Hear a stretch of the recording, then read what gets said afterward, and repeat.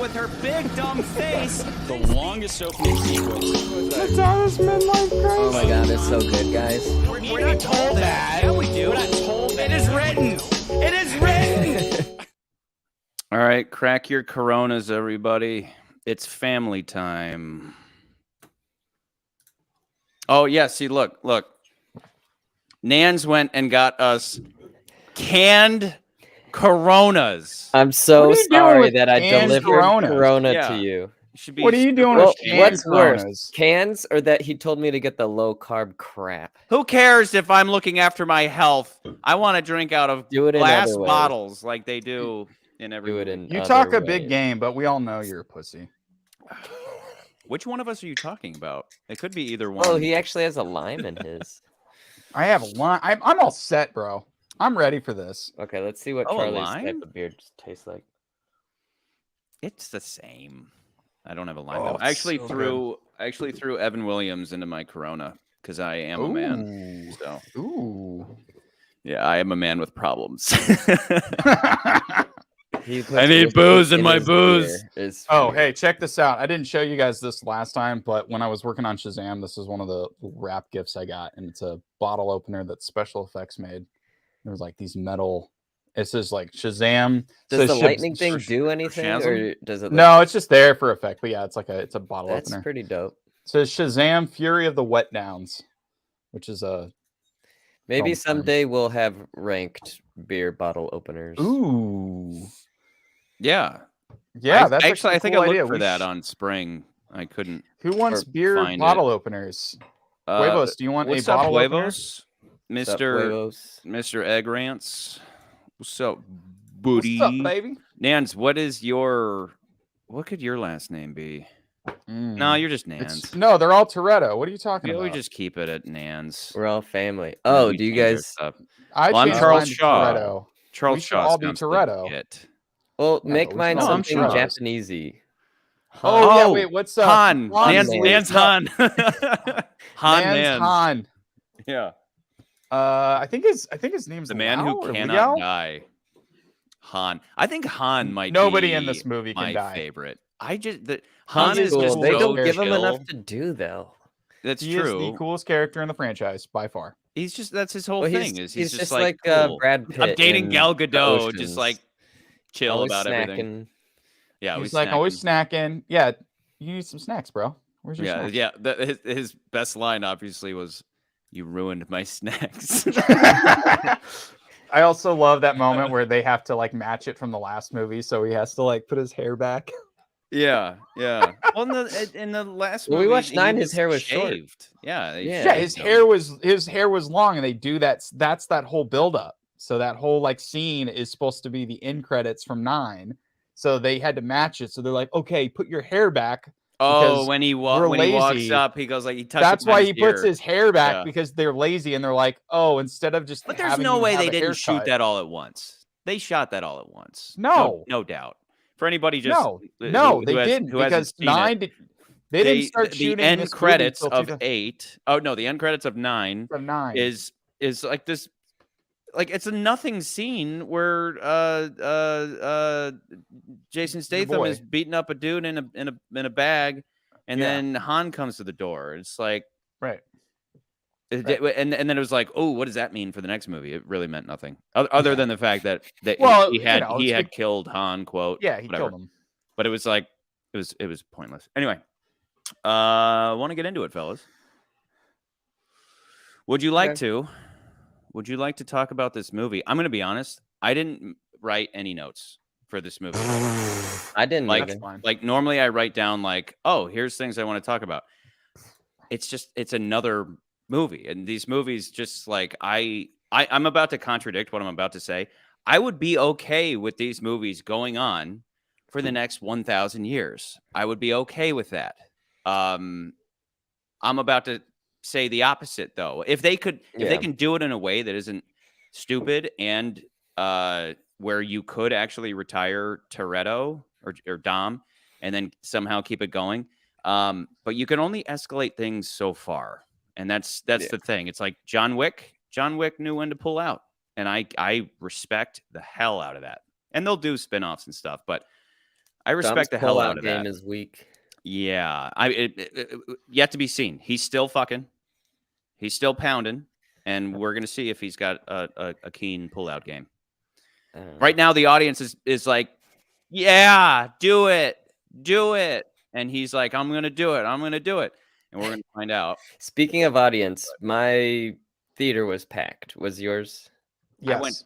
I went at noon today, so I went at 2 was o'clock not- on a Thursday, and there were tons of people in my theater. Like everybody wants to see these movies. We I had went plenty Friday. of fart space around me, so that's nice. I'll put it that way. Did you see it in Dolby Digital?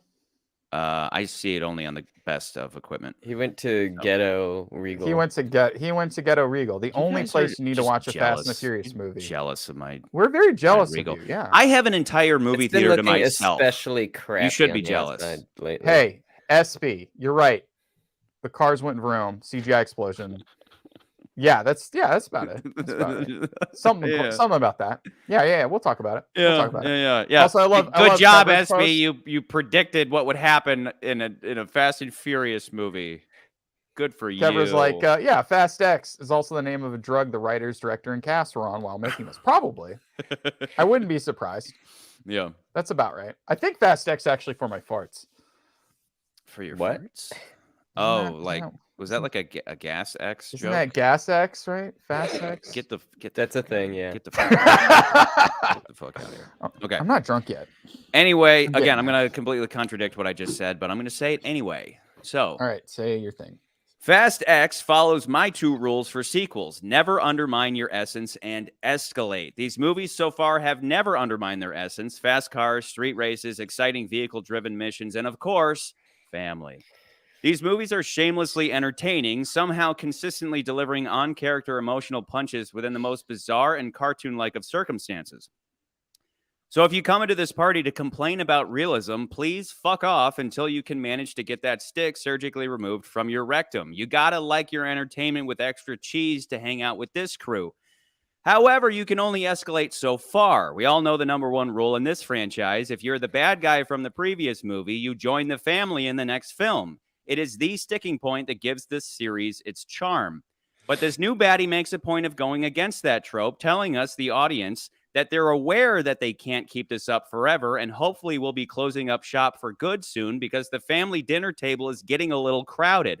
Please, please, please bring back everybody for one last ride and then respectfully and lovingly lay this adored franchise and Dominic Toretto to rest.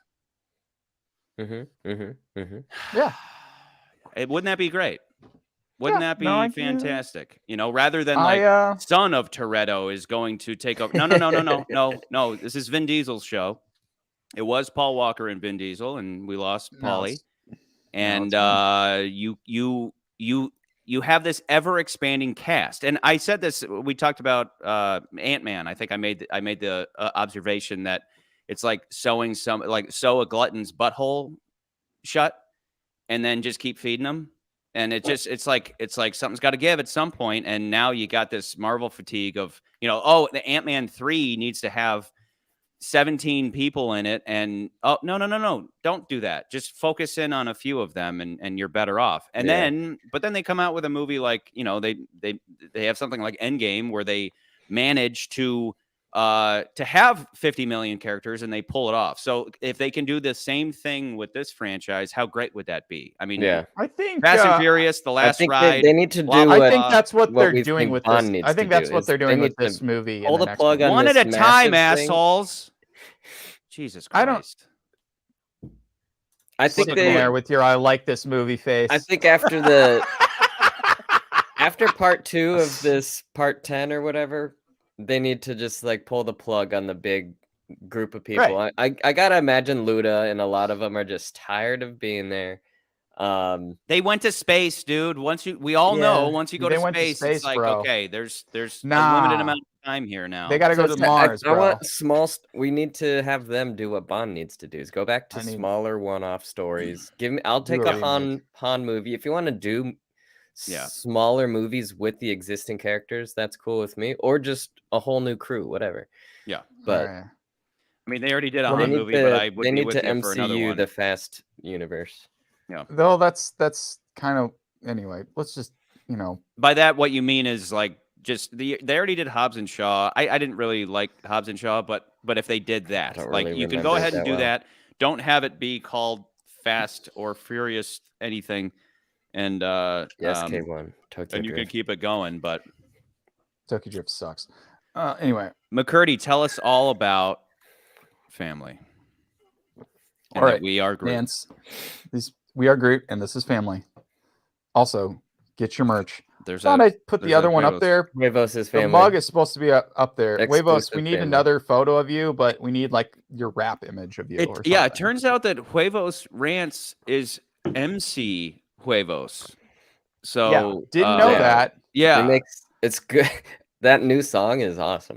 Yeah, I haven't had time to listen to the older stuff, but Huevos, I Huevos, do want to rewrite. I want to reshoot your.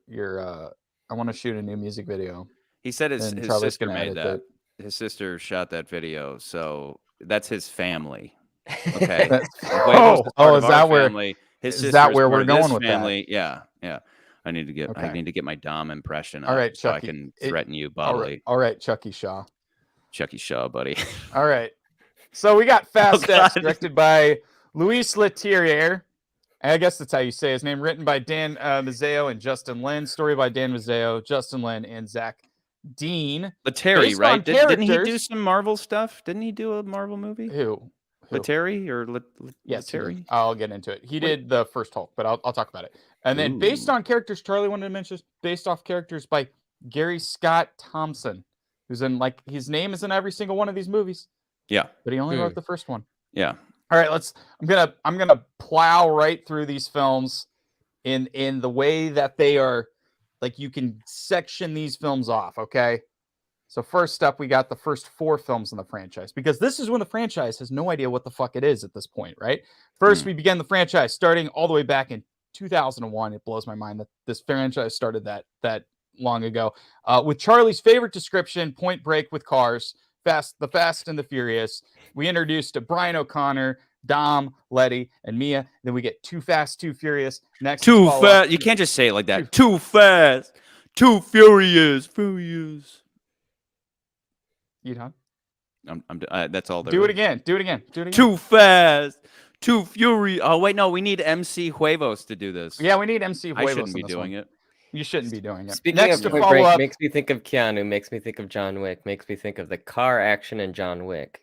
We need some of they're that. all old connected. dirty action. They're all connected. So Too In these Fast, Too movies, Furious no more CGI. is next to follow up, where they decided to follow Brian,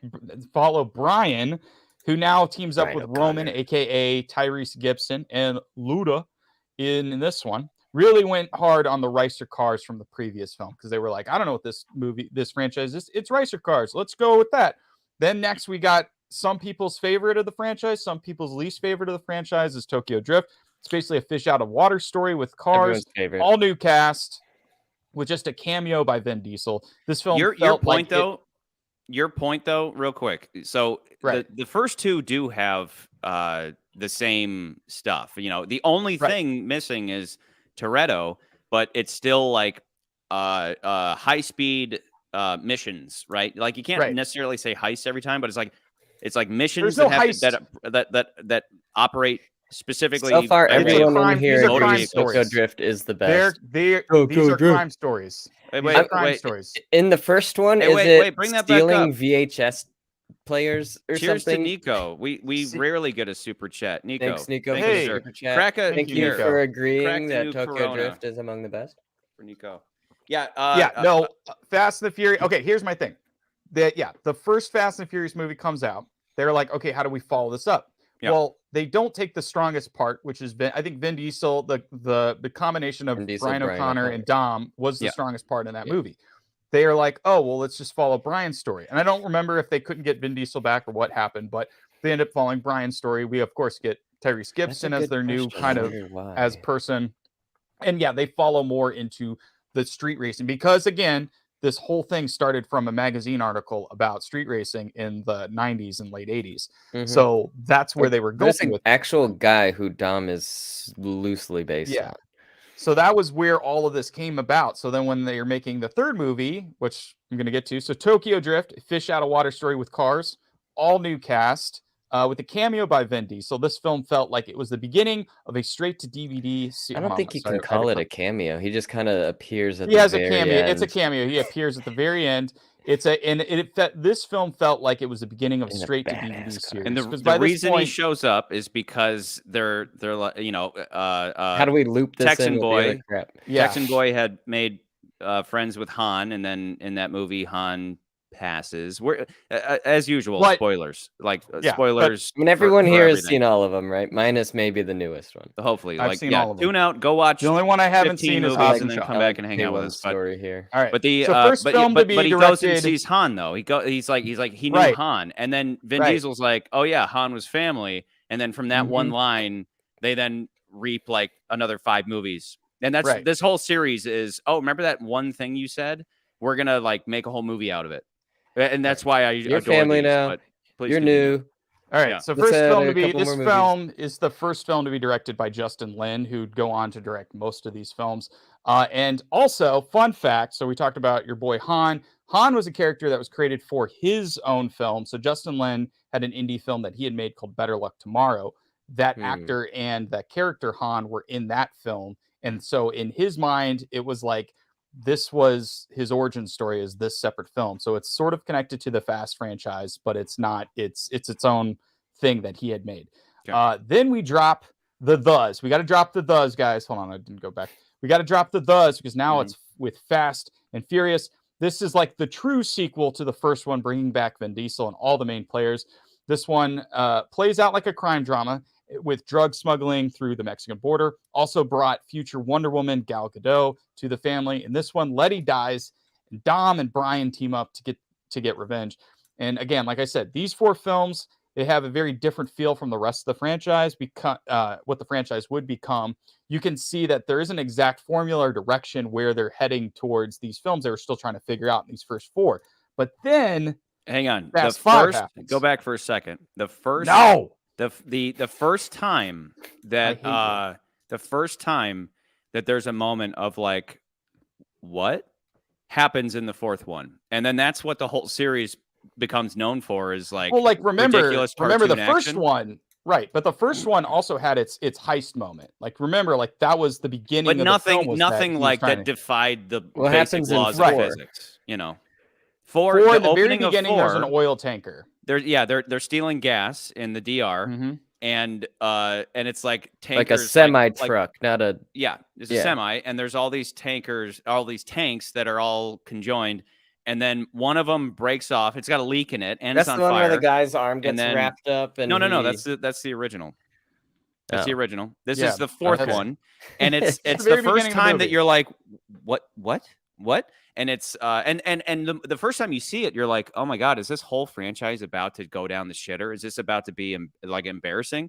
But it's like it's like dipping your toe in the water of maybe we can get away with stuff if people really love these people, and that's how it works, right? So, but what happens is him and Letty are in a car. They have a tanker in front of them. There's a cliff and a tanker that's on fire, ready to blow. And then rolling at them is another tanker that's on fire and ready to blow. And it's like, oh God, we're going to get sandwiched by 2 bombs. So he's like, he times it so that he drives under it as it jumps. For some reason, it jumps because it's like rolling and all that.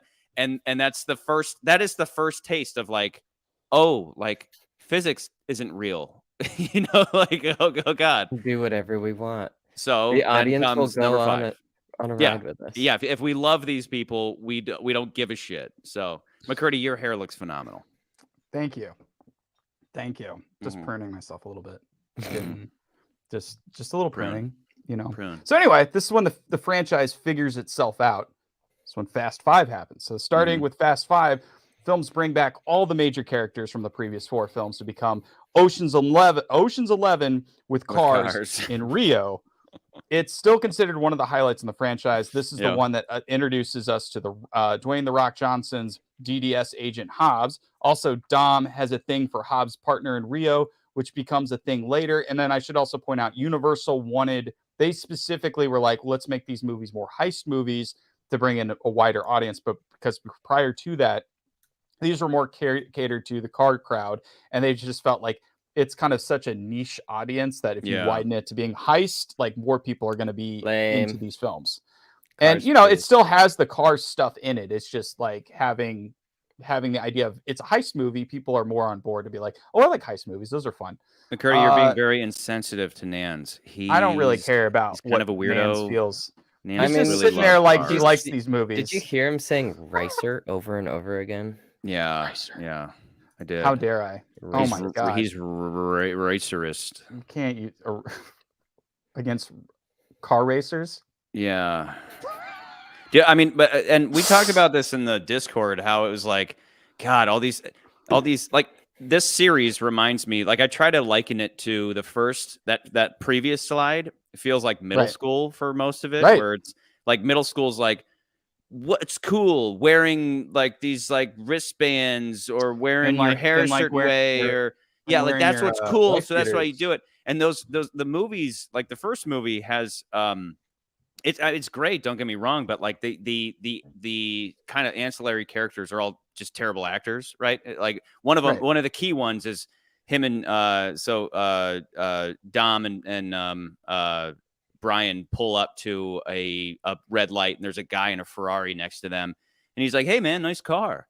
And the guy's Smoke. like, he's like, "How much that cost you?" He's like, "More than you could ever afford." But he says it, and he's Right. like, "More than you could ever afford." Like he's just terrible. He's like he's just a terrible actor. But and that's throughout the whole movie. Everybody, all their delivery is like, "We're cool and everything's cool." It just reminds me of middle school where people are just robots replicating things that are cool. You know what's cool? Wearing like a skimpy dress and everybody dances like this. You know, like if you watch the people dancing at the parties, they look like they're dancing without music, right? Because they are probably. They probably are. They yeah. probably are. Yeah. And it's just like, you know, it's all very like It's just some bump lame. tracks. You know. It's great, don't get me wrong, but it's like it's lame. It's middle school lame. And then eventually these movies hit high school, and then eventually they hit the real world. That's just how that's how I view them as they go along.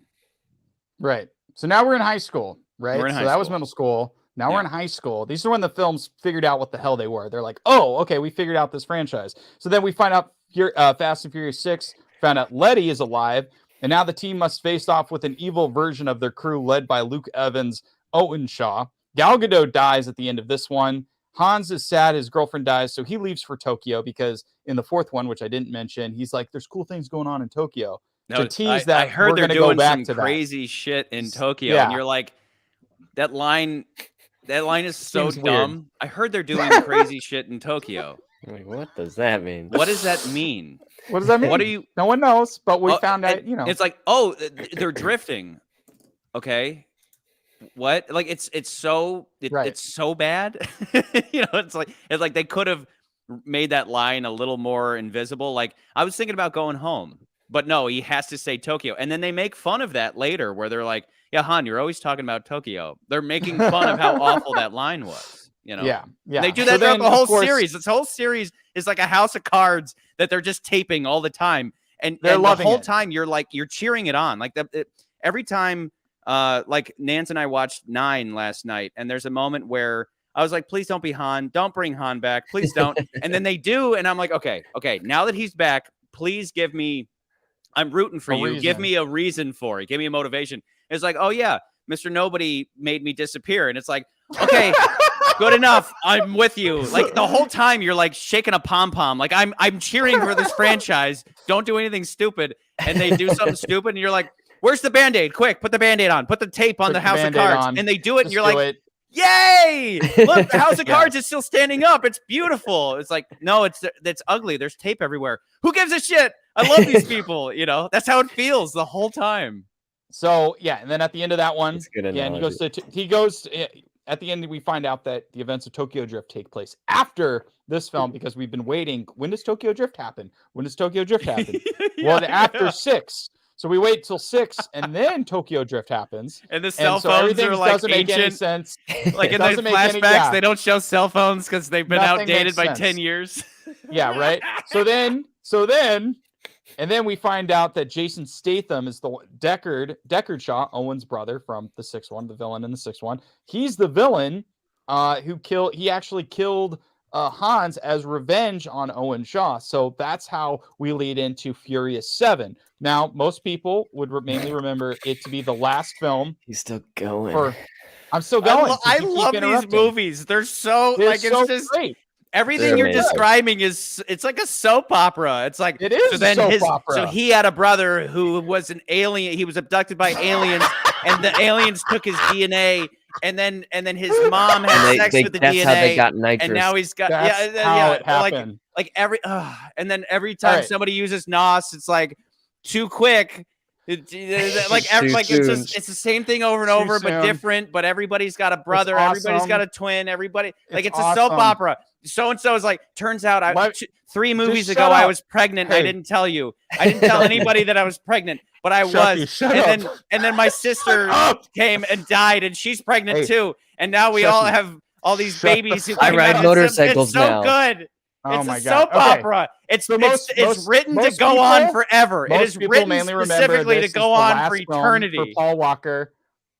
Here, pour one out for Paul Walker, right? I'm pouring more whiskey in for Paul Walker. Of course. It's the last film for Paul Walker, who played Brian O'Connor after his tragic death. However, in the universe, inside the universe of these films, he's still alive. This is also another turning point in the franchise, because not only are these heist films now, but they are also spy movies with cars, because we get franchise introduces Mr. Nobody, played by Kurt Russell, which is mainly like the team's M, right? So he's like M. We do James Bond. He's like the M. The whole movie is them taking down Jason Statham's character. We also get introduced to Ramsey, played by Natalie Emmanuel from Game of Thrones, and she's the team's computer hacker, along with Luda, because somehow Luda went from being owned a car wash to being a computer hacker. I don't know how that happened. Hey, he had an entire life before we met him. He had an entire life. Which is just what they say anytime somebody learns how to do something. Got bored, so he started organizing jet ski races. Now he's back in IT. Now he's doing this. Okay, so now when the franchise decided to say, I live for this shit, because that's what the franchise did. So now with Paul Walker gone, pull up what SB just said. I swear, if this goes top 10, I'm sending each of you a 4K ultra copy of Knights of the Zodiac. You think they'll print those? Yeah, right. I don't know what copy. SB. I have no idea where this is going to go on the list. I really have no clue. I'm going in blind. I'm just excited for this. I haven't even looked at the list. I haven't looked at it. I'm just like, I'm excited for this one.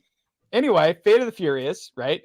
So Paul Walker's no longer with us, so now we have to pivot to making Vin Diesel the main character, which he kind of already was in the other films, but we really focus on Vin Diesel now. We learned that Dom had a son with that woman back in Rio, and now this other hacker lady, Cypher, who surprisingly stays as a villain for a while in this franchise, played by Charlize Theron. She's coming around. Makes Dom go bad, so she makes Dom a bad guy. So because she's using his kid as leverage, she's like, if you do what I say, I won't kill your kid and your old baby mama. And then also there's a submarine in this one, which is cool. And then this is also the last time The Rock is in these films, or so we thought, because he and Vin Diesel had some beef on set, which is because they're both uber macho alphas, and they're like, no, this is my franchise. No, this is my franchise. And they didn't like each other on these films. Also, the Shaw brothers are now good guys, because even though you can commit murder to main characters, you're a good guy now. Because whoever they kill, you just bring them back, and then all's good. We all love it. Family. We all love each other. Family. Helen Mirren plays their good old mom. So Helen Mirren's now in these movies. And then at the end of this movie, Dom names his son Brian as a touching remembrance to Paul Walker's character. So they're like, yeah, what are we going to name him? Brian. So now he's Brian. Lil B. And then we get to the spin-off film. The one spin-off film we forgot is Hobbs and Shaw. After The Rock and Jason Statham had this love-hate relationship breaking out of prison in 8, producers were like, let's make this into a movie where they must fight a super soldier played by Idris Elba. Because why not? Haven't seen this one because it's a spin-off, so this could keep The Rock around, I guess. I remember I didn't bother watching it for tonight. I just recall watching it. I remember being really excited for it, because it's I've seen it once. The Rock, who doesn't love Jason Statham, who doesn't love Idris Elba, and I just remember being like, "Wow, they're really going hard on this whole these guys just sit there and talk trash to each other." It felt like like as an editor, I was like, you don't need to go back and forth with them hurling insults. Just give each of them one and then move on. But it was like a lot of like, The you're whole ugly. movie's No, that. you're K1, ugly. Absolutely. I would punch you in the face so hard that your mama would feel it, and it's like, it's just over and over and over.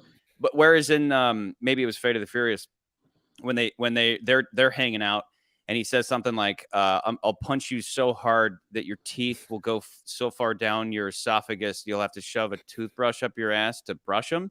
And then Jason Statham, he legitimately looks like he breaks character when he laughs. And that's great. One joke. And it's great. But if they kept going for 15 more minutes, you'd be like, what are we doing here? So I remember that movie not being up to snuff with the rest of the franchise. Snuff. So now we get F9. So because The Rock isn't in these films, let's bring the next best working wrestler, John Cena. And now he plays Dom's long-lost brother, who is a rogue secret agent, and Cypher is also back. Han somehow didn't die because death is meaningless now. This is the film also jumps the shark for probably the 90th time, where Tyrese Gibson and Luda go up into space. And it's all because that's what F9 In a Pontiac Fiero. That's what F9. You're like, for some reason, they have to be in a car to go into Of all the space. cars they could pick, why is it a Fiero? Why is it a car? Why is it a car? It's a, but again, you're like, I'm rooting for you though. I am so rooting for you. I love that they brought Bow Wow and the Texan guy from from Tokyo Drift back. And I think the other guy, weren't they all from Tokyo Drift? Aren't all three of those characters from Tokyo Drift? Yeah. Like the Asian guy too. Like I love that they were like, let's bring them all back. And then the Texan is the most Texan he's ever been. He's like, yeah, we're gonna put the fucking rocket on there. You're like, okay, dude. And I'm surprised they glad never it didn't explode. Like it's just like, and then he flies planes now. He flies planes now, which I was the other part where I'm like, so he flies planes. Yeah, I don't know why. I guess that makes sense. It's been maybe like, close to 20 years now, but still, I'm like, what? And they're in Germany, right? Where they're in Germany testing some rockets on some cars, because why wouldn't you do that in Germany? Yeah. It's awesome. It's the best. It's not the best one, but it's awesome. No, also, I love that. But yeah. I love John Cena is in it, and he's just like, like that's the biggest thing for some reason. Him and John, it's like. Turns out they this look whole nothing time alike. I had a brother. Yeah, they look nothing and alike. But they both have the same cross, and that's what I mean. It's like it's no different than like take something like Star Wars, where it's okay. Some random throwaway line occurred in the original movie. Let's take that throwaway line and make a trilogy out of it.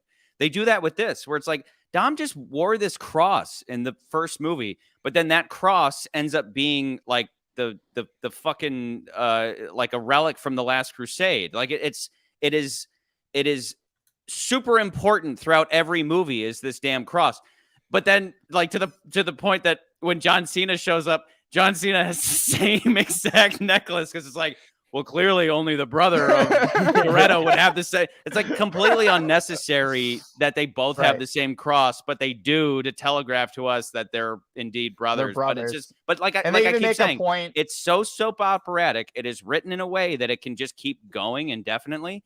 But and it's so dumb but you're shaking that pom pom like, okay, something really stupid just happened. Like, we just found out that Dom has a brother. That's so stupid. Please give me a reason to get behind you. And then they give it to you, and you're like, great. Good enough. Yes. Yeah, good enough. We did it. Good job, writers. Whoever the hell is writing these, like, it's as if they're just watching the movies on repeat to the point they're like, oh, wait, remember in the first movie there was a brick laying in the corner.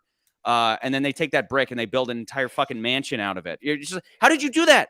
How did you do that? But they keep doing it. They act as if just like, it's two things. It's two things at one time. It's two things at one time. It's as if every single movie they treat it like it's the last one. Like every time one of these movies ends, like, they do that. They treat it like it's going to be a failure and that it's the last one. But then it keeps going in a way that feels as if this was all pre-planned 20 years ago, and it clearly wasn't. They're building the plane as they're flying it, but it works.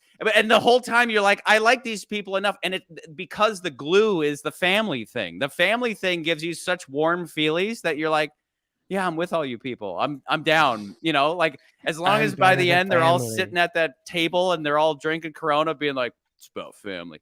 We are family, Groot. bro. You're like, yes, okay, I'm in. And then I like, got more. I got Fast Chucky, X? you got to put it. We got to talk about Fast. We haven't gotten to talk about Fast X. All right, I'll sip my You gotta. Corona. I know I'll you're sip my excited. Corona. You got to sip that Corona, baby. So let's talk about the little drama behind this film, because it did have a little bit of drama before they actually started making this movie. So this film began shooting in April of 2022. Justin Lin had returned with a script written with him and Dan Mazzeo. Lin had directed 3, he directed 4, he directed 5, he directed 6, came back for 9, and which is 5 out of the 10 films, by the way. He's like the savior of this franchise. Basically, he held the franchise up in the best times of the franchise, essentially, for most people. Yeah.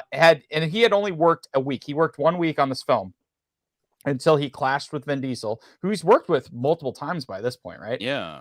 Over a number of creative differences. Now, I do have to point out that like the previous films, many of them were written by Chris Morgan, who we talked about on the Shazam episode, who wrote Shazam. The Shazam sequel, he wrote many of these films. So I don't know if Justin Lin, just because he wasn't writing the script, he didn't have as many issues with Vin Diesel, but they changed a bunch of stuff because Vin Diesel wanted to change things, because this movie's Vin Diesel's movie, right? Yeah. So he clashed with Vin Diesel over a number of creative differences, issues including changes to the script, and to paraphrase, I love this, Diesel's coming late to set, he's out of shape, and not knowing his lines. Like just the fact that, there's that image of him like on a balcony and he's just got the biggest beer gut in the world. I think he's on a yacht or something. You see that image and then you see these movies and it's like, I feel like he's not losing a bunch of weight before these movies. They're just CGIing it off. He just sits there and eats. Because he's fat and old at this point. Specifically in 9, I was so distracted throughout 9. 9, I after watching it, I was like, okay, Nance and I were boozing. We were boozing. But all the same, nothing significant, but all the same. I can't believe how often you were pausing the movie. It was so unlike you. Oh, I was pausing to provide context for a guest we had. I had to provide context with. I thought you were asking questions. Yeah, you have to have context with these movies. Like, wait, who's that person? Exactly. Oh, they were in number 3. They were in 2, actually. Yeah, and I wasn't going to talk over it. I wasn't going to talk over the movie, so I paused it. But what was my point? My point was that by the end, I was like, I don't know if I followed a lot of that. It felt so much more random and less focused than all the ones that came before. But also I was like, was that the case, or was I so distracted by all the de-aging they did on Vin Diesel? Because Vin Diesel is so shiny that I was like, that's not his face, and it's might just be makeup too. Like it doesn't have to necessarily, because some It people are like, looks like oh, it's all CGI. It looks like it's you make iPhoto up where the you shit take out of that people. like blender thing, it's like, like, and do it on like, everyone's face. Just slightly like just give a slight Gaussian blur. Him and Charlize Theron, blur, because I don't read words right. Yeah, Gauss. Everybody who's older is so shiny, and it's like with the women I understand. With the women I get it. They probably put it in their contract. But with Vin Diesel, I'm like, let him be wrinkly, let him be dirty, But no, that's where my assumption was that Justin Lin was like, let's keep you dirty, and he's like, no, I want to be beautiful. And I wonder if that's like the reason behind him and The Rock not getting along. Vin Diesel's the reason I know have to be the same height. I have to beat him. The reason behind The Rock and him. Okay, so the reason behind him and The Rock, which it's a side thing. I didn't talk about this because it more had to do with Fate of the Furious. But the reason why him and The Rock, as far as anybody I've talked to has basically said, is like, on one hand, Vin Diesel's a producer on these films, so he can show up to set whenever he wants to. He doesn't have to go by his call time. So him showing up late screws up the shooting day, right? He can show up whenever he wants to. On the other hand, The Rock is also a very busy guy. From all I hear, The Rock, he's running an empire, basically. He's making movies, he's doing wrestling, he's got his tequila, he's got his other businesses that he operates. So he like works out a lot in the morning because he has to keep up his physique, and then he'll come to set when he wants to come to set. they'll be like, okay, we're ready for you. And then he comes, he shoots the scene, he goes back to run his empire. Like that's his thing. So when you have two people that are like going to be late or they have their own schedules, that's going to probably cause problems. So I'm not saying I'm not saying he's in the right or he's in the right. I'm just saying that that's probably where a lot of that tension lies between those two actors, because they're both, one's like, I own this franchise. The other one's like, I'm super important. I'm the highest paid. I'm the highest paid actor in the planet. Yeah, I run the biggest franchise that is in operation today. I think I saw something. That's like, where I feel like they clash. One of the most expensive movies ever made is Fast X. What? These are very expensive movies to make, because it's like the Bond franchise, right? Like they're going to all these great exotic locations. You have all these cars. They have to shoot a lot of stunts. There's a lot of CG. There's a lot of stuff that goes into making these movies the insanity that they are. So it doesn't surprise me that like tensions are going to run hot in these films. But getting back to this, Justin Lin decided, because again, Justin Lin, he held the franchise for like a very long time. He was the one who was doing like the majority of these, at least the big ones. From between 3 and 6, he was the only director. They brought James Wan for 7, and then they had F. Gary Gray, right? F. Gary Gray. F. Gary Gray did the 8th one, and then for the 9th one, Justin Lin came back. And so originally so Justin Lin like walks off the set. And he's like, I'm not doing this. This is like, I think the literal quote was like, this isn't worth my mental health. Like, I'm not doing this. I'm not dealing with this crap. And so he like decided, I'm not taking $10-20 million. I'm just going to walk away. I don't give a shit. And because of that, Universal had to find a different director. They're still shooting all their second unit stuff overseas. So while they're doing that, they're talking to F. Gary Gray and be like, you want to come back and do this? They asked James Wan, do you want to come back? They asked David Leitch, who did he did John Wick, but he was also the director on Hobbs and Shaw. They're like, do you want to come back? And none of them wanted to come back. So they ended up with this guy, Louis Leterrier. I don't even think I'm pronouncing that right. He's French. He's French actor, or French film director, probably best known for The Second Transporter, which he did again with Jason Statham. Thank you. And then he also did The Incredible Hulk. So he's also done the MCU film, and with the second MCU film, did Clash of the Titans. And then he also did the first Now You See Me film. So he had the criteria. He's like, I've done a bunch of like big blockbuster movies. So they're like, okay, sure, we'll bring you on to the family. Now, quick rundown of the family, because these are all the people. I'm going to put this in all one giant slide. Real quick. So returning, we have Vin Diesel as Dominic Toretto, Michelle Rodriguez as Letty Ortiz, Tyrese Gibson as Roman Pierce, Ludacris as Taj Parker, John Cena as Jacob Toretto, Natalie Emmanuel as Ramsey, Jordana Brewster as Mia Toretto, which should be Mia O'Connor. Come on, Wikipedia, fix it. Sung Kang as Han Lu, Scott Eastwood, Clint Eastwood's son, as Little Nobody. Jason Statham returns as Deckard Shaw, Charlize Theron as Cypher, Helen Mirren as, I'm not going to get this right, Magdalene Queenie Elsman Shaw. Like that's like her name's ridiculous. It's Queenie. I think they just call her Queenie. Yeah. They just call her Queenie. And then of course we have our newcomers for this film. We got Brie Larson plays Mr. Nobody's daughter, Tess. You know her from Captain Marvel. Room. We have Danielle Melchora. She plays Isabel Neves, the sister of Elena Neves from the 5th one, who is Dom's baby mama, who dies in 8. She was also in Suicide Squad. She played Ratcatcher 2. And then she had a role in Guardians of the Galaxy Volume 3. She was like the girl that helps Star-Lord when they're in the weird, like, what is it? Like the place that's all grown, everything's grown, right? Like what does she do? Artificial grown panel. She was like the one where he's like trying to like he's trying to hit on her to get her to do it. She's like the orange one. She calls him a douchebag. Right. The computer. Yeah. That's her. Okay. So because again, she was in Suicide Squad. James Gunn brought her in for that one. So that's her. And then finally we have Rita, the legendary Rita Moreno, as Abuelita Toretto, the grandmother of the Torettos. Abuelita. Yeah. She is in the best movie of this year, is 80 for Brady. Should be on the top of this list. She was also, we'll get there. Of course, we'll catch up. We'll watch 80 for Brady. We'll put it at the top. Legendary West Side Story. So, and she's also one of those few actors who were Oscar nominated, Emmy nominated. Like they have an Oscar, an Emmy. I of course have to mention that she's in my all-time favorite television show, Oz. She's also in Oz. Yeah. She's in a bunch of stuff. She's great. Yeah, she's great. And then this is my favorite little piece of trivia that I just happened upon. I was like, oh wait, that's right. So we have the villains of this film. We've got Jason Momoa, who plays the Joker. I mean, he plays Dante Reyes. And we have Alan Richardson, who you probably best known for Blue Mountain State. And he also so these guys both played Aquaman. So Jason Momoa played Aquaman, and of course everyone knows he played Aquaman. But Alan played Aquaman on Smallville. So you've got, and he's also the Reacher in the Amazon show recently. But yeah, they both played Aquaman. So you got two Aquaman, and they're both the villains in this movie. They're the Aquamans.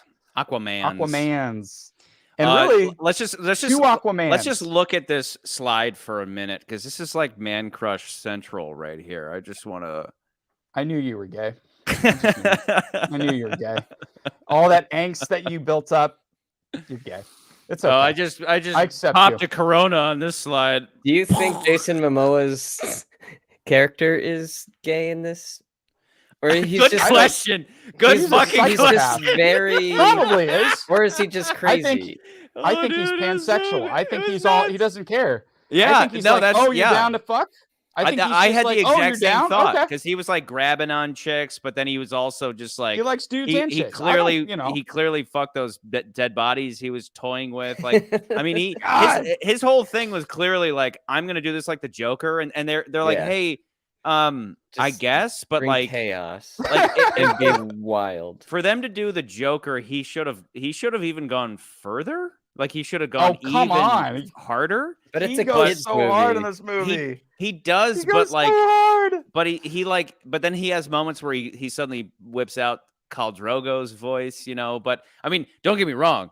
He made the goddamn movie, but he's the best part of the movie by far. Yeah. Do you think it's a love-hate thing, and all of us just happen to like it, or it was clearly him being like, I'm gonna do this like the Joker. I'm gonna watch The Dark Knight every day, and I'm gonna do that. I'm gonna do my best Joker impression, like no doubt. But like, what is the difference between the Joker and this character? What is the difference? Yeah, he's supposed to be. He's a little more low key. He's a little more low key. I gotta imagine he's gonna be a little everything bit, that Dom is not. He's the anti-Dom. We saw this with Jessica's parents. We took them for Mother's Day, and because family, and I don't think her parents enjoyed the character so much, but we really liked it. So I'm wondering if it's going to be kind of decisive or divisive.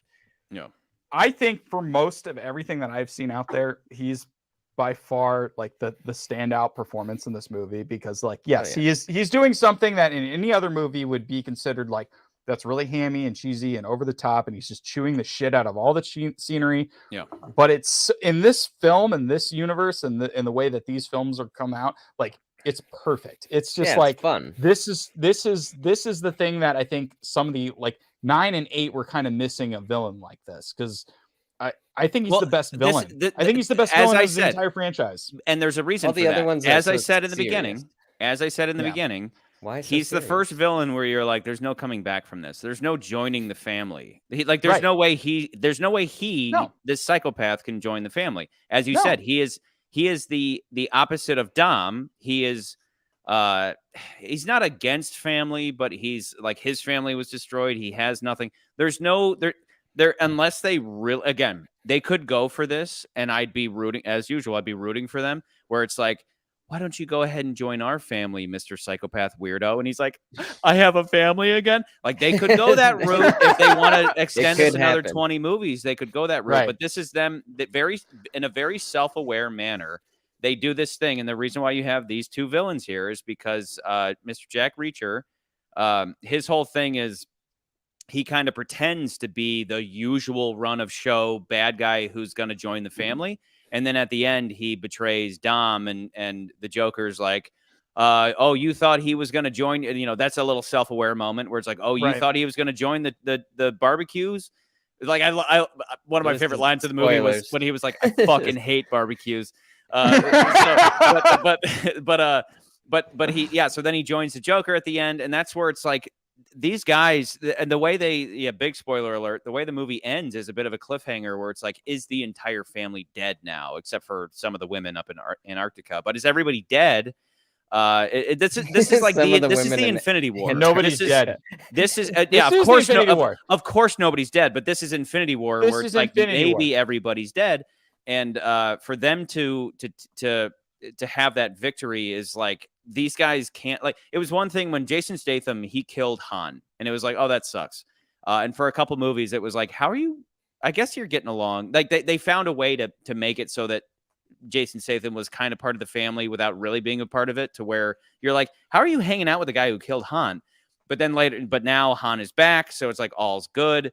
They really make up for it with an entire sequence of Jason Statham rescuing little B, where he is literally holding a baby in a little baby carriage as he's shooting guys and beating everybody up. Like, of course, that scene's fucking great. That's cool. That is the franchise in a nutshell. Is like Gucci Coo, and as he's shooting people. But the point being that this is the first crack in the dam. No pun intended, because the movie ends on a dam. But the whole thing being, this is the first villain, and the reason why you're saying he's such a good villain is because he's pure. There's no like, we'll be able to. He'll sit down at the table next movie. No, this is like this is our psychopath. Also nothing. Yeah. There's nothing about this villain's thought process other than revenge that makes you be like, because like lately people have been pointing out more and more that they're like, because these screenwriting things pop out and people are like, oh, what makes a good villain is if you can empathize with the villain. Like, for instance, Thanos, right? Like you listen to Thanos' story, you're like, you understand it. You're like, that kind of makes sense. Kind of makes sense. The Joker is that. The Joker never made sense. The Joker has always been chaos. The Joker does, though. Like I referenced this in I think it was the Moonraker episode of Bond, where I was like, Drax is a sympathetic bad guy because you're like, hey, no, you shouldn't genocide the whole planet. But then you go hang out at Walmart at 3 a.m. and you're like, maybe we should genocide the planet. You know what I mean? Like you understand his motivation. Wow. Okay. But I used. But that's also why you would use 3 examples. You would be Jason Momoa. I used 3 examples in that episode. It was Agent Smith, who is like, human beings are plague. I used what's his name from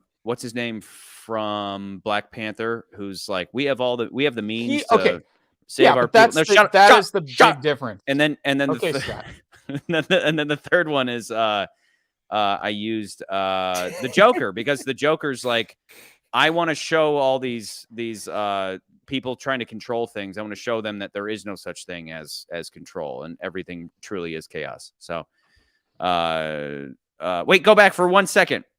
Oh wait, no, I didn't do it on purpose, guys. I didn't do it on purpose. Oh, I can do it. Keep talking. Okay, hold on. You got just real quick. Nico said Alan Richardson is perfect as Jack Reacher.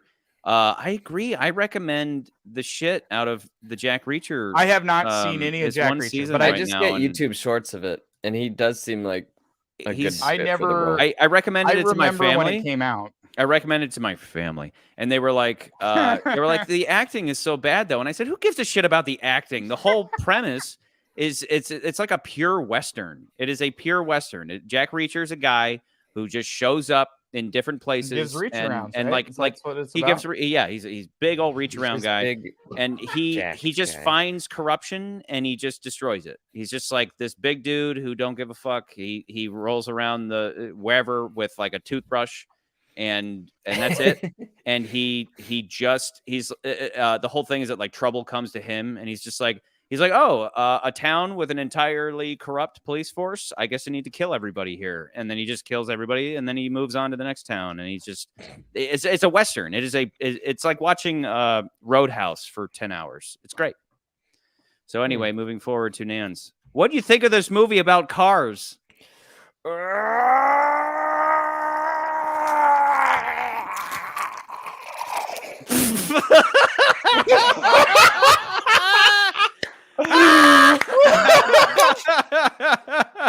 I thought it was good, and I enjoyed it. That's like the greatest thing ever. Wait, you need to rip your whole shirt. What are you doing, man? No, it's perfect. It's perfect. Oh my god. I thought we were all coming in with with our things. That's perfect. Yeah. I love it. Why do you guys have you're shirts good. on over your wife beaters? I'm wearing like I gotta tuck these. Yeah, I have in. a wife beater on. I said wife beaters. I don't Take own your a shirt single off. white shirt.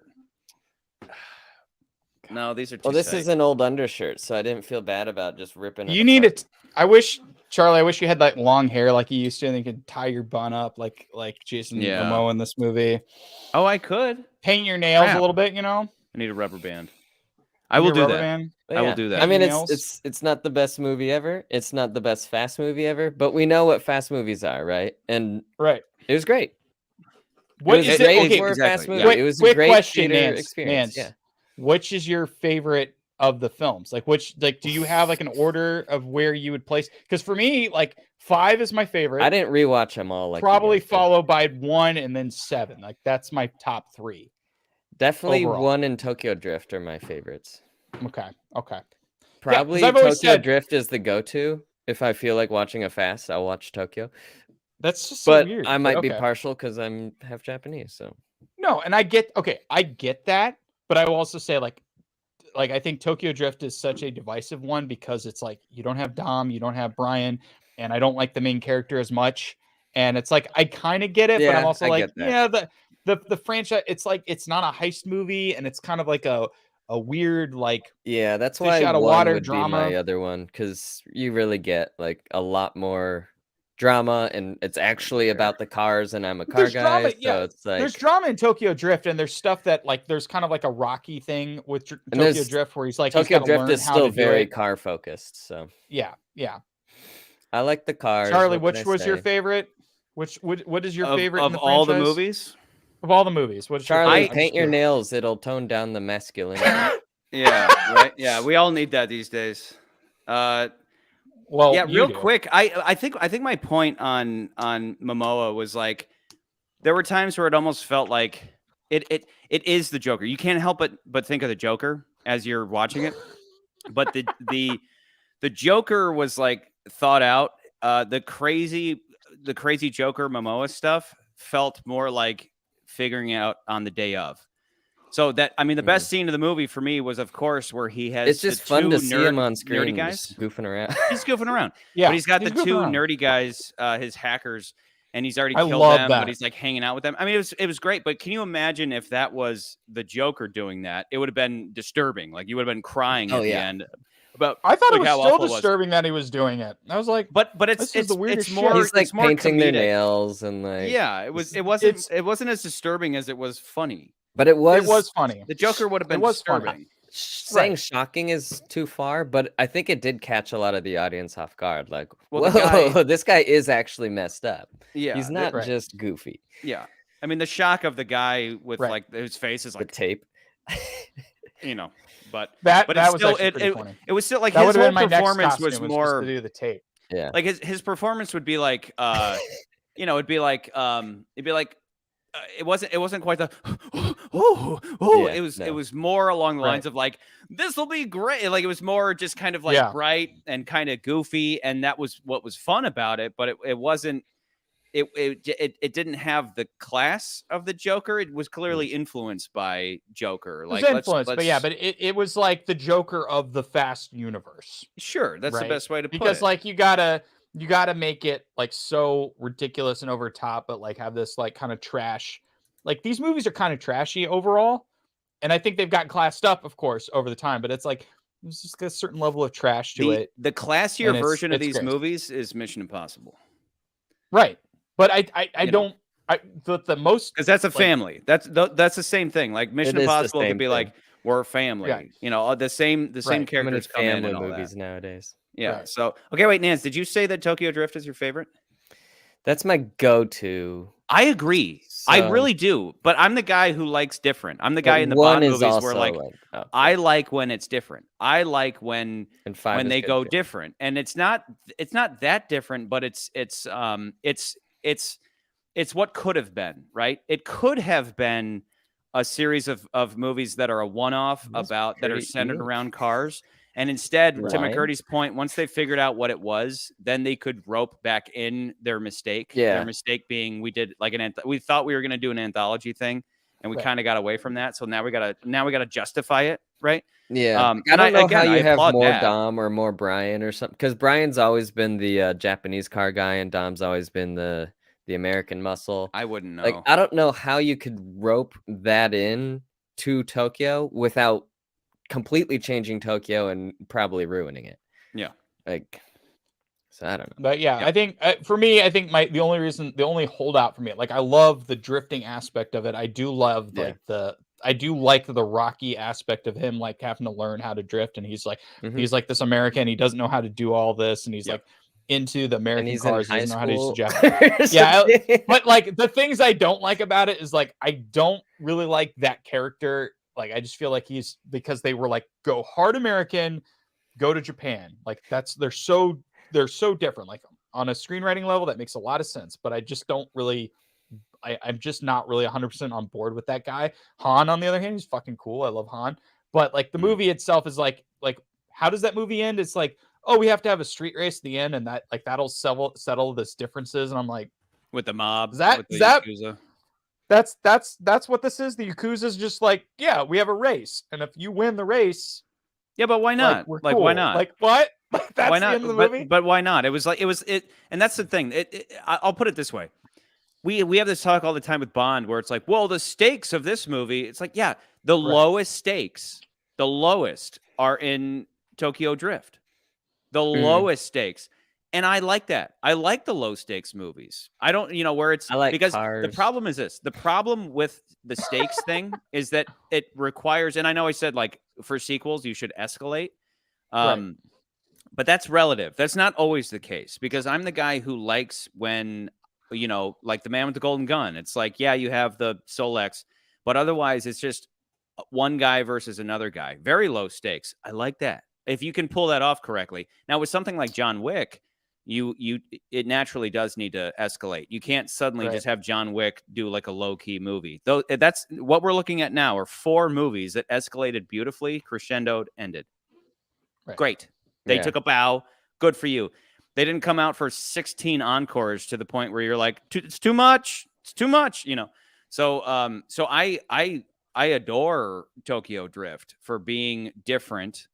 And then I also adore how they justify it as time goes on. Like how they just keep roping everything in. Like I said, my go-to is Tokyo Drift, but if I were ranking them, I'm not going to do the whole list because I haven't rewatched them, but probably 1. And my bias for Tokyo is going to come in here. So 1 Tokyo, and then 5 would be probably the best of the post Tokyo. Yeah. Yeah, I almost need them all like laid out in front of me.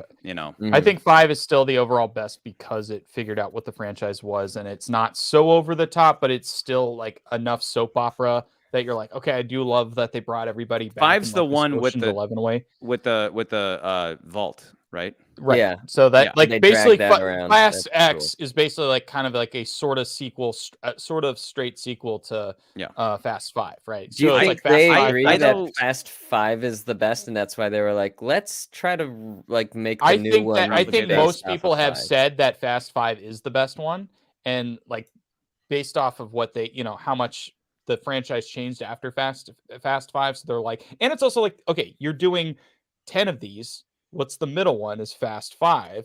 So like the last one. So it's like, okay, let's go back to the middle one. And that's the one we go off of. And I think it works. I think it works beautifully the way that they make that all transition. I think I really like. Well, it helps that my wife likes Tokyo True. I really like so Fate. Like we just like watching Tokyo.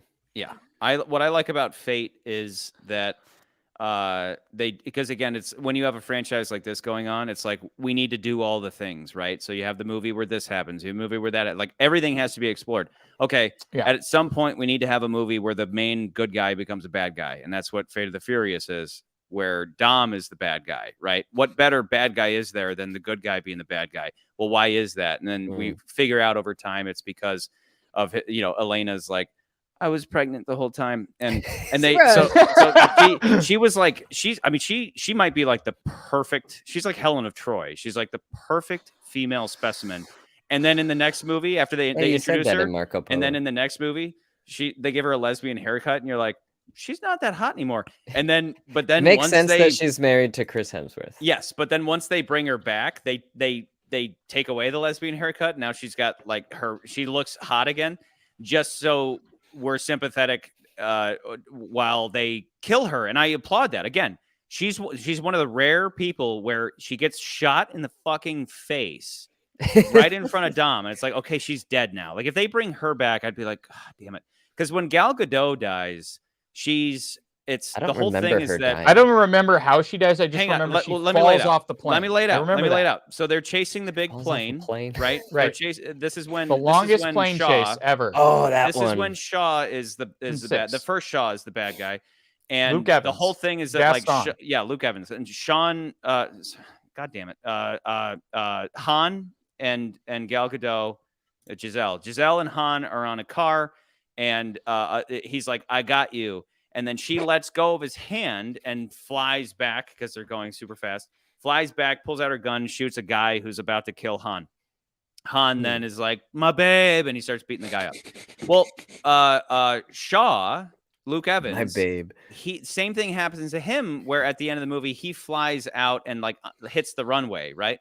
But then he comes back in the next movie, and I remember seeing that and being like, oh god, they're gonna bring back Gal Gadot, because if Luke Evans survived falling out of the back of this plane at full speed, then they're going to bring her back. And then at the end of this movie, Fast X, it ends with big submarine comes up out of the ice and Gal Gadot, Wonder Woman, not only comes out of nowhere. Survive, and I was like, fuck, I have a nuclear sub. I have I have the sub again. The sub is back. Cool. But what I like about 8, which again, the title is so, trying to think how they came up with the title is so dumb. It's like, okay, this is the 8th movie. So it's like Fate of the Furious, like F8, like F8, yeah. But the fate, but because it's like this franchise is done and this is probably going to be the last movie. So the fate of, and you're like, your brain starts to hurt thinking about how they came up with it, right? Because it's like, I know, but I think also it's partly because Paul Walker's not in this films anymore, and he's to a point, he was kind of the main character, even though they really made Dom the main character.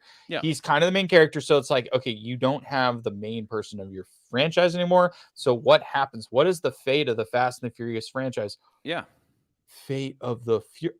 Oh, that's a cool title. It's the 8th one, but it's the 8th one. But they've never been, to be fair, they have never been consistent on the titles, because I think when they did Fast 5, I think people thought, oh, Fast and the Furious 6 would be Furious 6. No, Fast and the Furious 6 is just Fast and Furious 6. Yeah. What's 7? Furious 7. They've never been, and then Fast 9 is just F9. No, it's F9, the Fast Saga, which makes no sense. You'd think the whole thing would be called the Fast Saga, right? And then this one's Fast X because it's numeral umos, and it takes place in Rome. It takes place in that makes sense. Unos. Roman numerals, numeral unos. Yeah, which by the way, every time there's a movie about the destruction of the Vatican, I'm rooting for the bad guys. Like I was like, let this bomb blow up the Pope. That's all I'll say. No. Let it destroy the fucking. It would help. It would. I mean, maybe. Listen, I need Russell Crowe to be in this movie. Maybe Jason Momoa. They all get possessed. That Pope, he probably touched a bunch of kids. I'm gonna blow up the Vatican. Yeah. And then I toured the Vatican years ago, maybe 10 years ago. I toured the Vatican, and I remember, I'll never forget, one of our tour guides said, if you stopped at every piece of art in this entire complex, this entire city, for 1 minute, it would take you 80 years to get through all of it. At the same time, if you sold a single one of those pieces, you would feed the entire planet for a year. I heard that, and I was like, fuck the Pope, fuck the Vatican, fuck Catholicism. Christianity, I'm all about. I love you, Jesus. Fuck the Pope, fuck the Vatican, fuck that corrupt fucking institution. Anyway, sorry, Dom. Anyway, Dom should have let it explode. He's clearly Catholic, though. Demonetized. Yeah. Demonetized. So you think YouTube's going to demonetize a stream talking about blowing up the Vatican? Yes. Char, when did you... Bunch of atheistic cunts. You were like, in this movie, it really hit me, like, how often they say faith and stuff. I don't recall that, though, from earlier films. Dude, it's always been a part of it. Like Dom's whole thing is like family and God. Like he has a cross, but like it's from the get-go. That's the thing. People talking about like family came out of nowhere. You watch these from the get-go. Family's always been there. family. Family, faith, they've always Barbecues, been there. Corona, cars. I think by the time but by the time they got to like California. the 5th and 6th one, they started to make that like the whole idea of the barbecue scene became more and more of a thing. So yeah, because what was it? Was it 7? Like was it the 7th one where the house blew up? Right.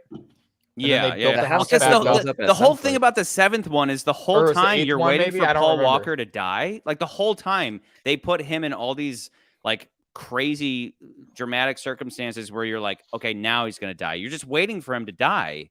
And they never do. Does. And then they just respectfully keep him around the whole time. And I can't help but appreciate it. But I would say they need to kill him.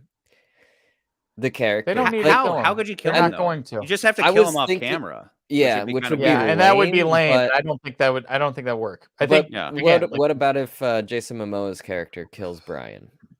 I mean that's the thing. If they can pull that off, I'm for it. Yeah, you know? It's just weird that they're like, yeah, Brian's just around. He's not here, but he's not.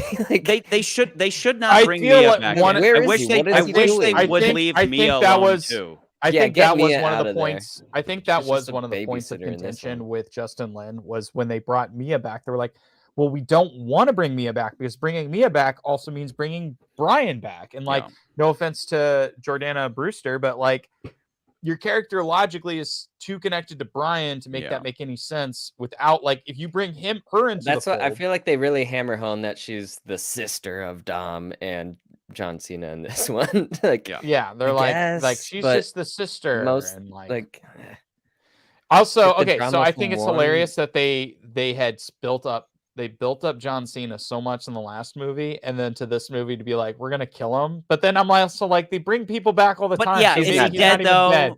Yeah, maybe I put this flame retardant on my skin just before I detonated my car. You know. I will say though, Mr. Nobody's not dead. He got me out of this car too. We haven't even seen. Yeah, that's the thing. We didn't even see Mr. Nobody in the last one. Like he's like, okay, there's a plane crash. We don't know what happened to him, and then he's not in this movie. He's basically like the Nick Fury of these movies now, and so we don't even know if he's probably going to show up in the next one. And again, like Charlie, your point was like, are these movies ever going to end? Like, yeah, the idea was that this movie and 11 were going to be the finales, but now they're saying. This might be a trilogy, and it might be Fast X 1, 2, and 3 because they have so much stuff. But still lay it to rest, you know. And that's the thing. Still lay it to rest like killing off the moment that it was like okay, so John Cena's whole thing was they're driving together, and his fuel line's been cut, so he's like, okay, he's like, I'm out. But then he realized, like, so he was going to drive back, but then he realizes I can actually aid in the retrieval of little B, you know, his nephew. And then he's, you know, and he's been hanging out with him the whole movie. And then he says the whole, you know, you raised a good Mustang kid. That was in 9. Yeah. And I'm like, I like, that's the trouble with like, there's no greater story than to bring religion back into this. What, you know, why is the Christ story so significant? Well, because it's sacrifice. There's no better story on the planet than one of sacrifice. Try to name any story better than when somebody gives their life for a bigger, greater cause than themselves or for family or for whatever. Those are the best. Those are the best stories. And when you bring people back who have sacrificed themselves, it undermines those efforts. So if they bring John Cena back, I will piss. I will just piss in the theater. I'll just start pissing. Because that's bullshit. Bring him back. Because that was a beautiful moment. Bring him back. Who cares? Fuck that. It was it was a beautiful moment for him to turn to his brother and be like, I've been hanging out with your son this whole time. You raised a good kid. Cool. Go get him back. And if they bring him back, it insults the sacrifice made. I will say this though. It feels weird when you bring a character back one movie and you're like, oh, yeah, we're setting this up, and then it's like, okay, we're gonna kill him off.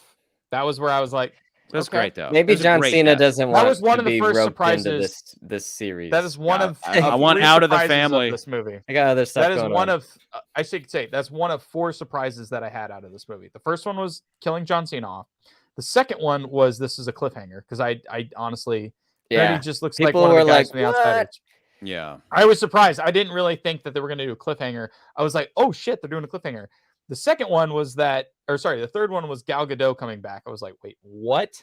Yeah, you're like, she's back. It makes I was like, sense. okay, Like, they're in the middle of death is meaningless. Antarctica. Like, what And are they then gonna do? the last one, though, when they get to the mid-credit sequence and Hobbs came back, I was like, no fucking way. And the only reason is because it felt like after the 8th one that like Vin Diesel and The Rock were never going to work together again, and that was not going to be the case. Now, after watching this movie, I think part of the reason was they were like, well, Vin Diesel's not in every scene. And if you watch the movie, if you go back and rewatch this particular one, and I think even the last one, they really start to break the group up into kind of like you'd said, this movie's the Infinity War, right? So like Dom's doing his own thing. You've got the main group of crew. So it's Tyrese, Luda and Ramsey and Han. They're all, those 4 are off doing their own thing. Yeah. And then you've got Cypher and Letty in the prison. And then you've got Jacob and Little B doing their thing. So you've got like 4 little stories all going on at once throughout this whole movie. So they're all like, they're going to meet up again towards the end of the film, which is kind of what happens at the end of the movie. Like it all comes together, but then it's like, oh, but the villain wins. And you're like, oh shit. So I could see them being like, okay, well, we can actually bring Hobbs back, but he never has to have a scene with Vin Diesel. So I do wonder if they do the next movie, does The Rock they're basically going to be like doing a sequel to the spinoff in that movie where Hobbs and Shaw come back as like a team, but they're doing their own thing. They never have to interact with Vin Diesel's crew. And if they do, it's over walkies, right? Like they never have to actually see them in person. And then they can CGI nobody them uses at the headsets barbecue. in these movies. God damn it. They always use walkies. Some of them do have headsets, Char. The tech people have headsets. The tech people have, because it wouldn't make sense smart for them ones to be typing. but all the same, driving a car with one hand when it's especially a stick shift, yeah. Yeah, it's like they do it because it looks cool. But then look how cool he is. They give the tech people and the bad guys headsets. But otherwise, yeah, it's like, yeah. It's so impractical. Pruning and so if I talk to you like this, how cool does that look versus like just me talking to you like this? Exactly. Or like this? Like, totally, yeah. I mean, I agree. Yeah. It's just funny because it's like, you got to stick shift, bro. You got to be shifting. Speaking of shifting and Lil B, like Christ. the kid that played Lil B, he did a good job. And yeah, I thought the whole like Dom teaching him to drive and then that whole, I forget the line, was gonna have some sort of payoff when he was in the car with Jason Momoa. Yeah. Then he just like Superman jumps out of the car and it's just like, yeah, he's like, I thought he was gonna do something with the car. Do it like drive the car somehow. It would have been more appropriate if it was like, Dad, I'm afraid. And remember, because that was the whole thing in the beginning where he was like, Dad, you're never afraid. It was less about the driving and more about you're never afraid. And he's like, little motherfucker, of course I'm afraid. I'm terrified every time I'm jumping off a building or flying a car at 200 miles an hour, or like off a ramp with an explosion or whatever. Because these movies are about magic. Like there's actually like a magic element to these movies that we haven't even gotten to. That's the next one. One of the best moments ever is when Letty's on the top of that tank and the tank catapults her forward and he jumps out of his car and grabs her, and then they land in another car, and then Letty, who had again just very in a soap operatic way, she had her memory wiped. Right. So she doesn't remember their love. And she's like, how did you know that car would break or fall? And he's like, I didn't. Some things you just have to take on faith. And, and it's like, I'm for this. This is so stupid, but like, I love it. Like if you don't eat it up and you don't feel something. Sometimes they have it's no different than Bond. It's no different than Roger Moore, where I'm like, if you don't like Roger Moore movies, fuck you. Like fuck you. Like we can put them at the bottom. We can put them further down the list. But if you don't like them, fuck you. Like get that stick surgically removed from your butthole. Which, by the way, when Jason Momoa called Vin Diesel a butthole, yeah, pulls out his tooth, butthole. Yeah, but this. Let me put the Joker thing another way. It felt like going into the Dark Knight, they knew how Ledger was going to play the Joker, and they kind of shot it accordingly. This felt like they were going to shoot it the one way, and they went ahead. Gotta get McCurdy out of here. Do people know? They don't need to. No, they don't. They don't know the reference. But McCurdy's just being himself. This felt like they were only going to shoot the movie the one way, and Momoa just decided he was going to play it like the Joker. So it's like suddenly you have the Joker in these shots where it's like doesn't exactly jive with what's going on. But you can tell he's having such a good time that you don't care. That's what matters. It's like he's having fun. We're having fun. It's not as serious as The Dark Knight, so it works. But my point being that him being the Joker, it's not like, I mean, Heath Ledger won a fucking Oscar for that performance. And the difference is how we perceive it based on how we see it with our eye. And the way we see Momoa is this guy who it's like, sometimes he's doing the Joker thing. Other times he's very serious. Other times he's like psychopath. It's not very consistent, but it is ridiculous. It does fit the subject matter of these stupid movies. You know, I mean, they are stupid, but I adore them. I adore them. I think I didn't realize how much people like these for a while. Because I've always been into them, but like you mentioned fun. And we've talked about Marvel several times. Like my theater, there was people clapping all the time, hooting and hollering, just like it was like just like Endgame when everyone shows up again or whatever. Yeah, and people or Captain America wields Mjolnir, and it's just like, oh my god, yes, yeah. Like that's when there's a lot of that in my theater. For like when Gal Gadot showed up and when The Rock showed up, everyone was like, no way. Because again, like they're like people are all aware of all like behind the scenes stuff. They're all aware of like the history of all the characters and stuff. So when these characters show up in this movie, you're like, no fucking way. Like these guys are back. Like no fucking. Like it's great. But yeah, I think for me, like I was not a fan of these until I think between 7 and 8. Like I just decided I wrote these movies off as dumb. I was like, I'm never gonna watch these movies. These are stupid. But I think I'd seen maybe the first one. To be fair, I haven't like revisited them. Right. So then after the 7th one came out, I had a friend who was like really into these, like, no, dude, you need to watch these movies. And I was like, okay, fine. So I had watched every single one, like back to back. Like I watched 1 through 7 and watched all of them. And then I was like, oh, I get it now. Like you have to watch. You have to it's get like it. Once you watch all of them, you're like, this is like the weirdest thing you're going to be a fan of, because it's like, it's a weird soap opera that doesn't make any, like it's stupid and like it's over the top. But like when you watch them all together, then you're like, okay, I get it. I get why people like these movies. They are better to binge. They really are better. You gotta to watch binge them together them all at once. Right. You know. But if you go, because I did have to explain this to my dad. He's like, what was this week's movie? I was like, we watched Fast X. And he's like, oh, is that Fast and Furious? I was like, yeah. But I was like, Dad, they're over the top. I don't think going into them you would like them. But I'm saying, like, if you had watched all of them and going to see it and you know that it's over the top. And Charlie, you and I had talked about this, that these movies are a lot like Bollywood movies. They just have this ridiculous, like, who gives a shit about reality? Like, let's do whatever we want to do. It's a movie. All about spectacle. Hey, this isn't realistic. Wait, no. Who cares about reality? We're making a movie. We can do whatever we want. Like, I recommend all the time. I recommend RRR. Anybody who hasn't seen RRR, stop what you're doing right now. And I think it's on Netflix still. Well, after we're watch done. It. Yeah, after we're done. No, turn this off. Turn this piece of shit program off. Go turn this piece of shit off. And leave and then go you watch will RRR. Love it. And if you're watching a Bollywood movie, especially an action one like RRR, and you're like, that's unrealistic, you should be put to death, because it's like, dude, you have to respect. I always get a kick out of the clips I see from Bollywood movies where they just like a dude just kicks a car and it's just like.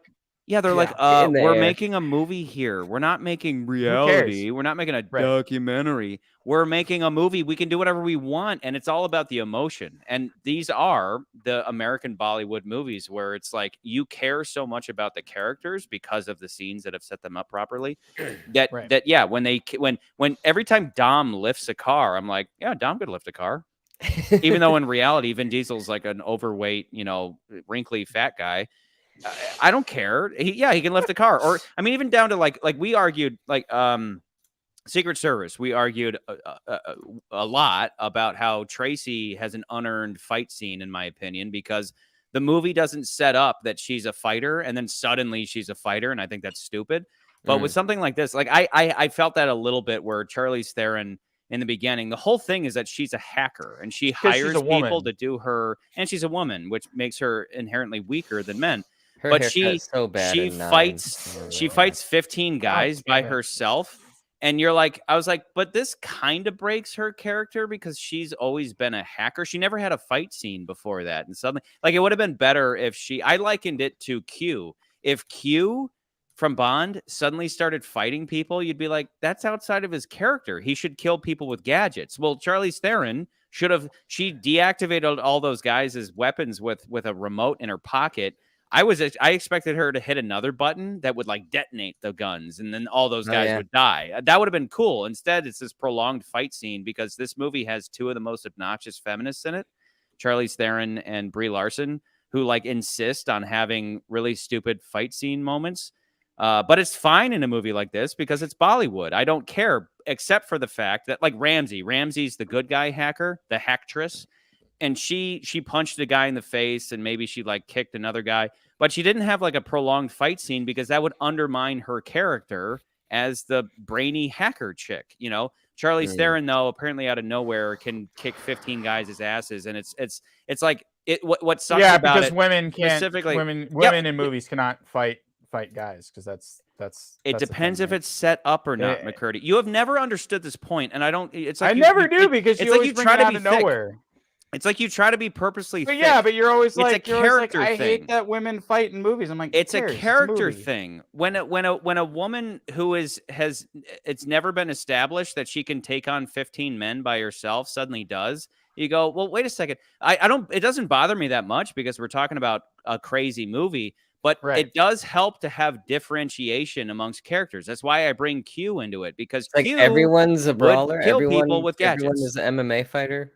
Yeah, exactly. Like, so what's the difference between any one person? Because then what it leads to is like sometimes the hacker, male or female, the hacker is under threat of force and they need help from like The Rock. The Rock's got to go rescue them or something. But when everybody is an MMA fighter, it's lame. Yeah. So like Q would use a gadget to kill people. But then what if he's like 007, I need your help because I've run out of something.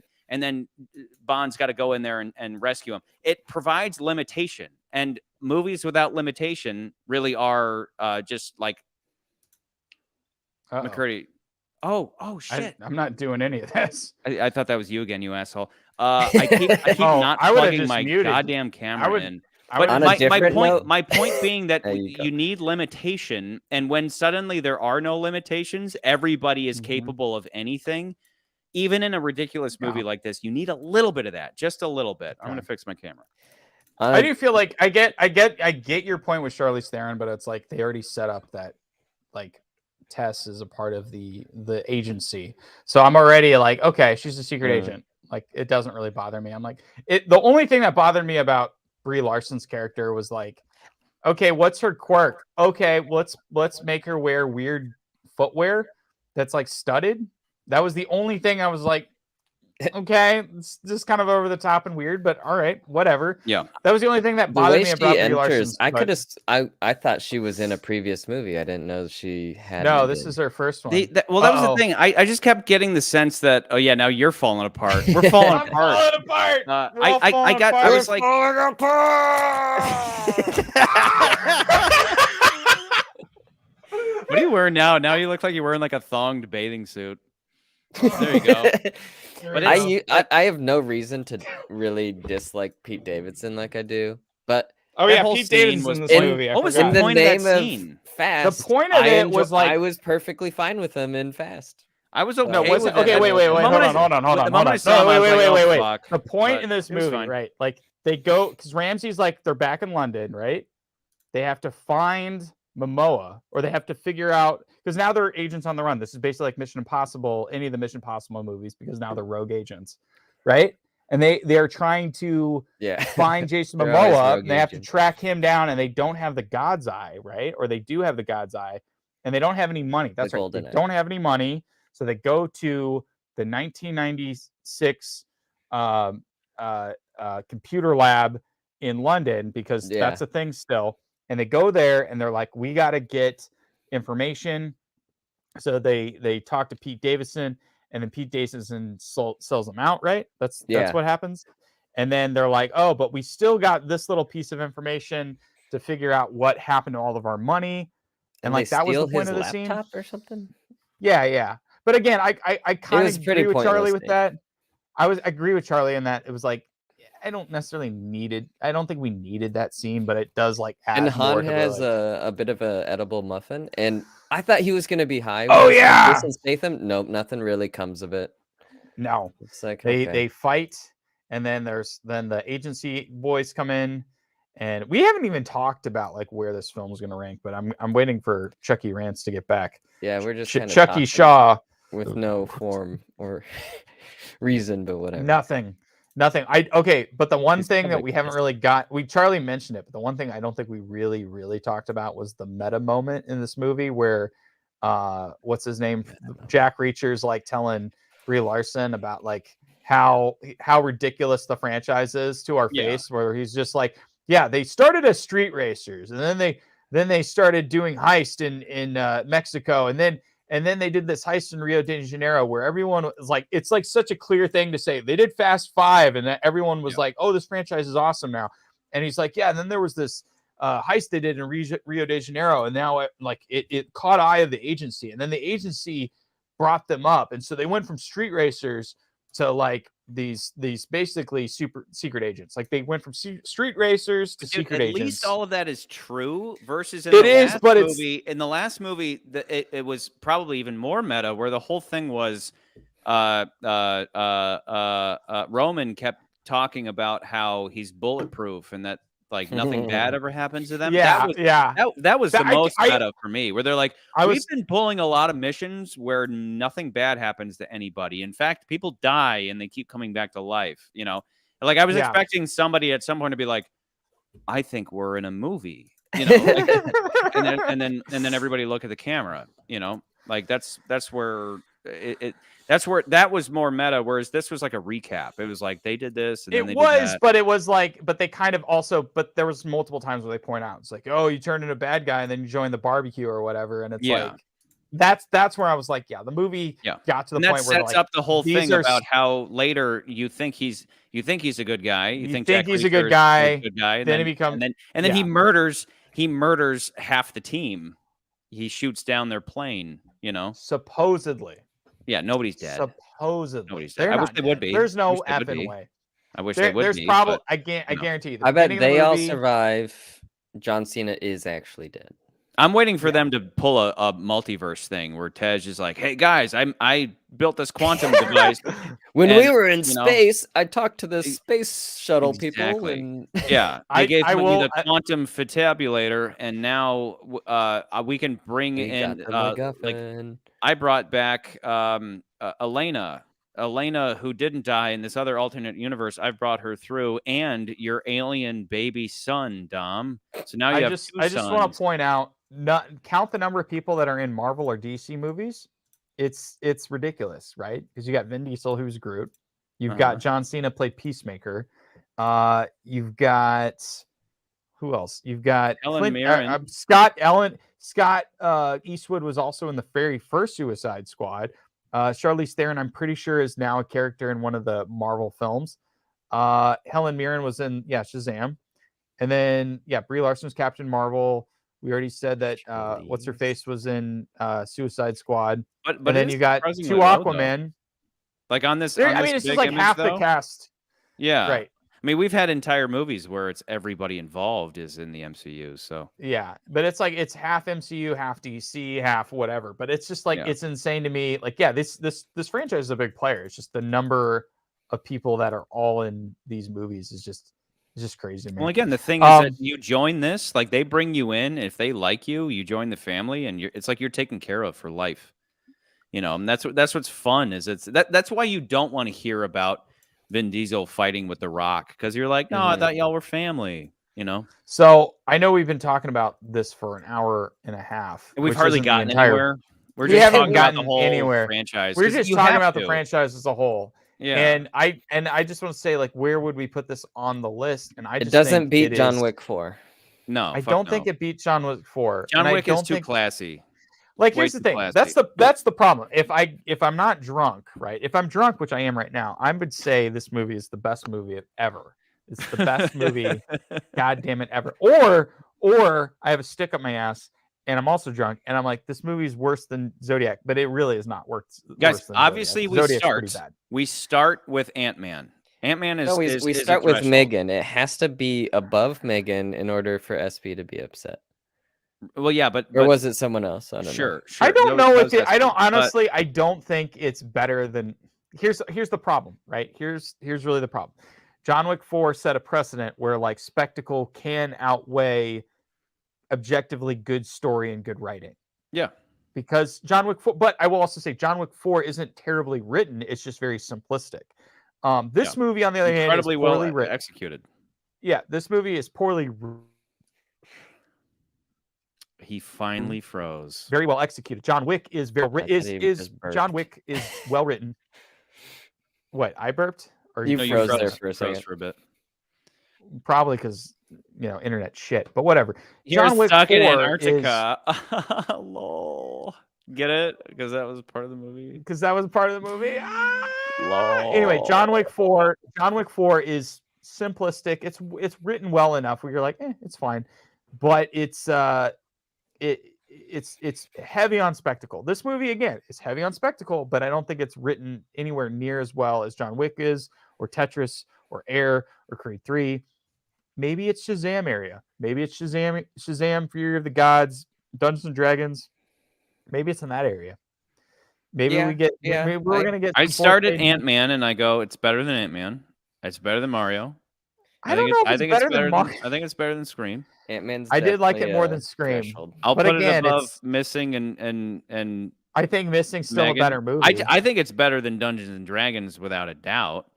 I don't know about that. It's about the time we hit Shazam and Creed that I start to hit the brakes.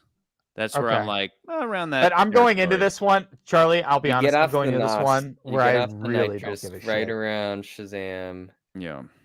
You're like, So I could live with it right below or above Shazam, I guess. But I mean, if I'm really being honest, so it beats Michelle's other movie.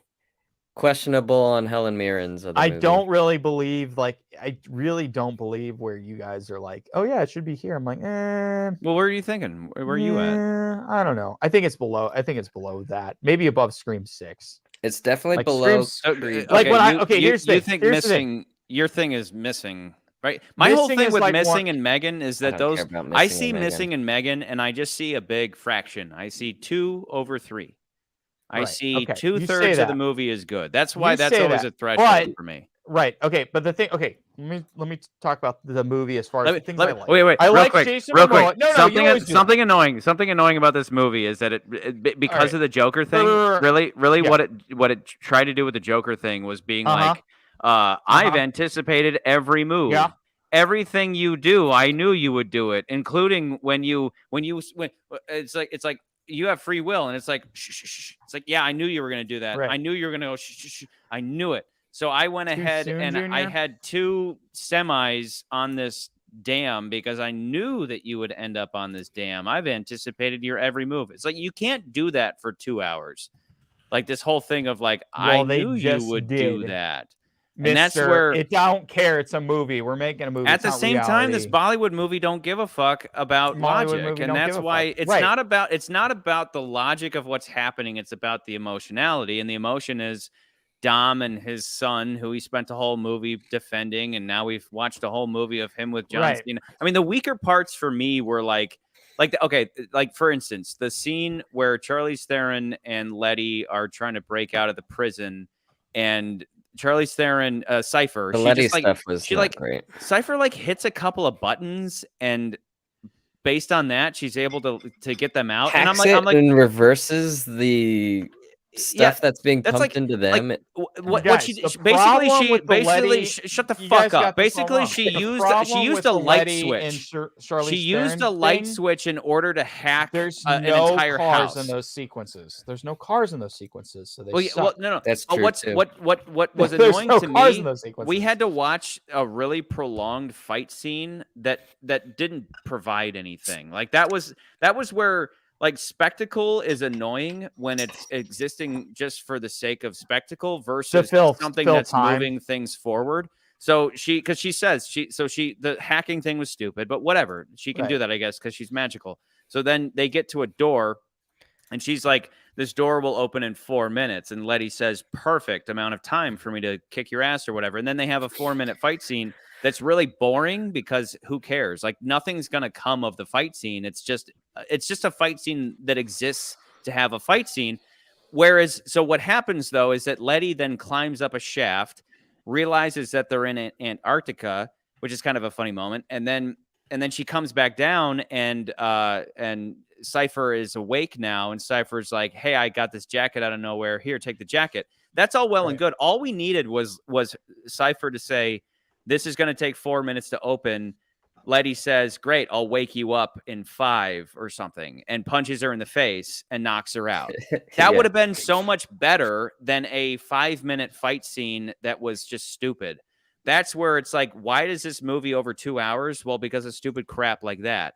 It wasn't a good fight scene. It was just kind of, it didn't, because it had no meaning to it. So there would have been more meaning in a single punch. A witty line with a single punch would have been better than their stupid fight scene. That's my point. Right. Okay.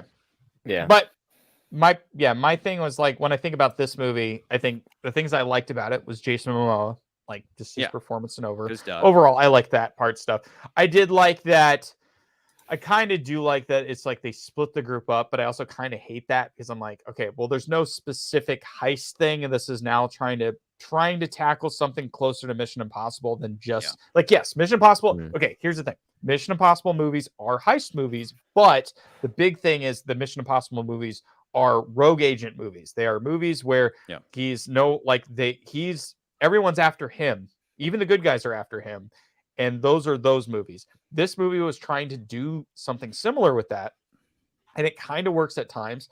But other times I'm like, yeah, I kind of miss when they're specifically trying to hack into something or get something. And I also don't like, this is the other thing I really, really don't like. I don't like movies that are part ones, part twos. Like that is particularly something I've just never liked because it feels like you're watching a piece of something like, and it's different when it's something like, you know, your beloved Lord of the Rings, where Lord of the Rings, it's like you go into it knowing that this is going to be part one of a 3-part series that has already been planned out very heavily as to each part of the film. I get that. But when it's a movie where it's like, let's just split the last movie into 2 parts, I hate that because when you get to that first movie, it's just like you get to the end and you're like, I'm expecting a real ending. And I didn't get it, and so I sort of knew going into this that it was, but they don't advertise it at all, really. No, and I didn't expect it at all, and it's like part of me is like, oh, that's kind of cool, but the other part of me is like I kind of wanted more of a solid ending to a movie where it's like, okay, Fast X, and again, it's some of it's stupid human stuff where it's like even numbers sound better than odd numbers as far as how you're ending your franchise, whatever, but like those are parts of the things where I'm like, I don't think that, like, as again, comparing this to something like John Wick, where it's a spectacle movie, right? Like it's a movie that is built on the spectacle. It's built on the stunts. It's built on the action. Those are the strongest points. That's still competent in its writing, but it's not excels in its writing, where like something like Guardians or Infinity Pool or Beau Is Afraid, those excel in their writing as well as the rest of everything that they do. This movie, I don't think it does not excel in any way, in shape or form of its writing, because it's basically a child's writing this, and they don't give 2 fucks, whatever. And then it has the spectacle moments, but I'm never like overly wowed by its spectacle. The only thing that makes these movies good is when you take all of them together. But when you're comparing an individual film of the franchise to the rest of what comes out that year, I can't give it enough to say like, this is better than Dungeons and Dragons. This is better than Shazam, because those are full movies. Those are movies where I came out of like, yeah, that's a movie. That's a full scope story. And I enjoyed every bit of it. I had much better time with it. This you got movie, a full meal out of it. With this, you got a full meal. This is like an appetizer. You got, yeah. And but, you're like, hell, Charlie, I mean, it ends, and I mean, I was like, what? That was it? That was it? Before you're like, you jump on me and be like, but wait, are you saying this is like low on the bottom list? Absolutely not. I'm not saying that because I will say, but comparing it to some of the bottom list movies, that's where I'm like, it's better than Scream 6 because in some regards, Scream 6 is a threshold for me because I remember watching that movie and being very disappointed on how they pulled their punches. It's not a Scream movie. It's a really weak Scream movie. Yeah, they pull their punches so much on that movie that I was just taken out of it. Again, right now it's definitely a fast movie. That's the thing. Missing has always been one of my favorites. Missing has always been one of my fifths on my list. For sure. But that's where I'm like, I don't know if it's better than Shazam. I don't know if it's better than Right now, I'm leaning towards better than Dungeons below Shazam. Above Dungeons, below Shazam. That's where I'm at right now. I don't know. And I think about Megan. And I think Megan's such a smartly written movie that even the spectacle and that movie, I'm like, I don't think this movie outshines Megan.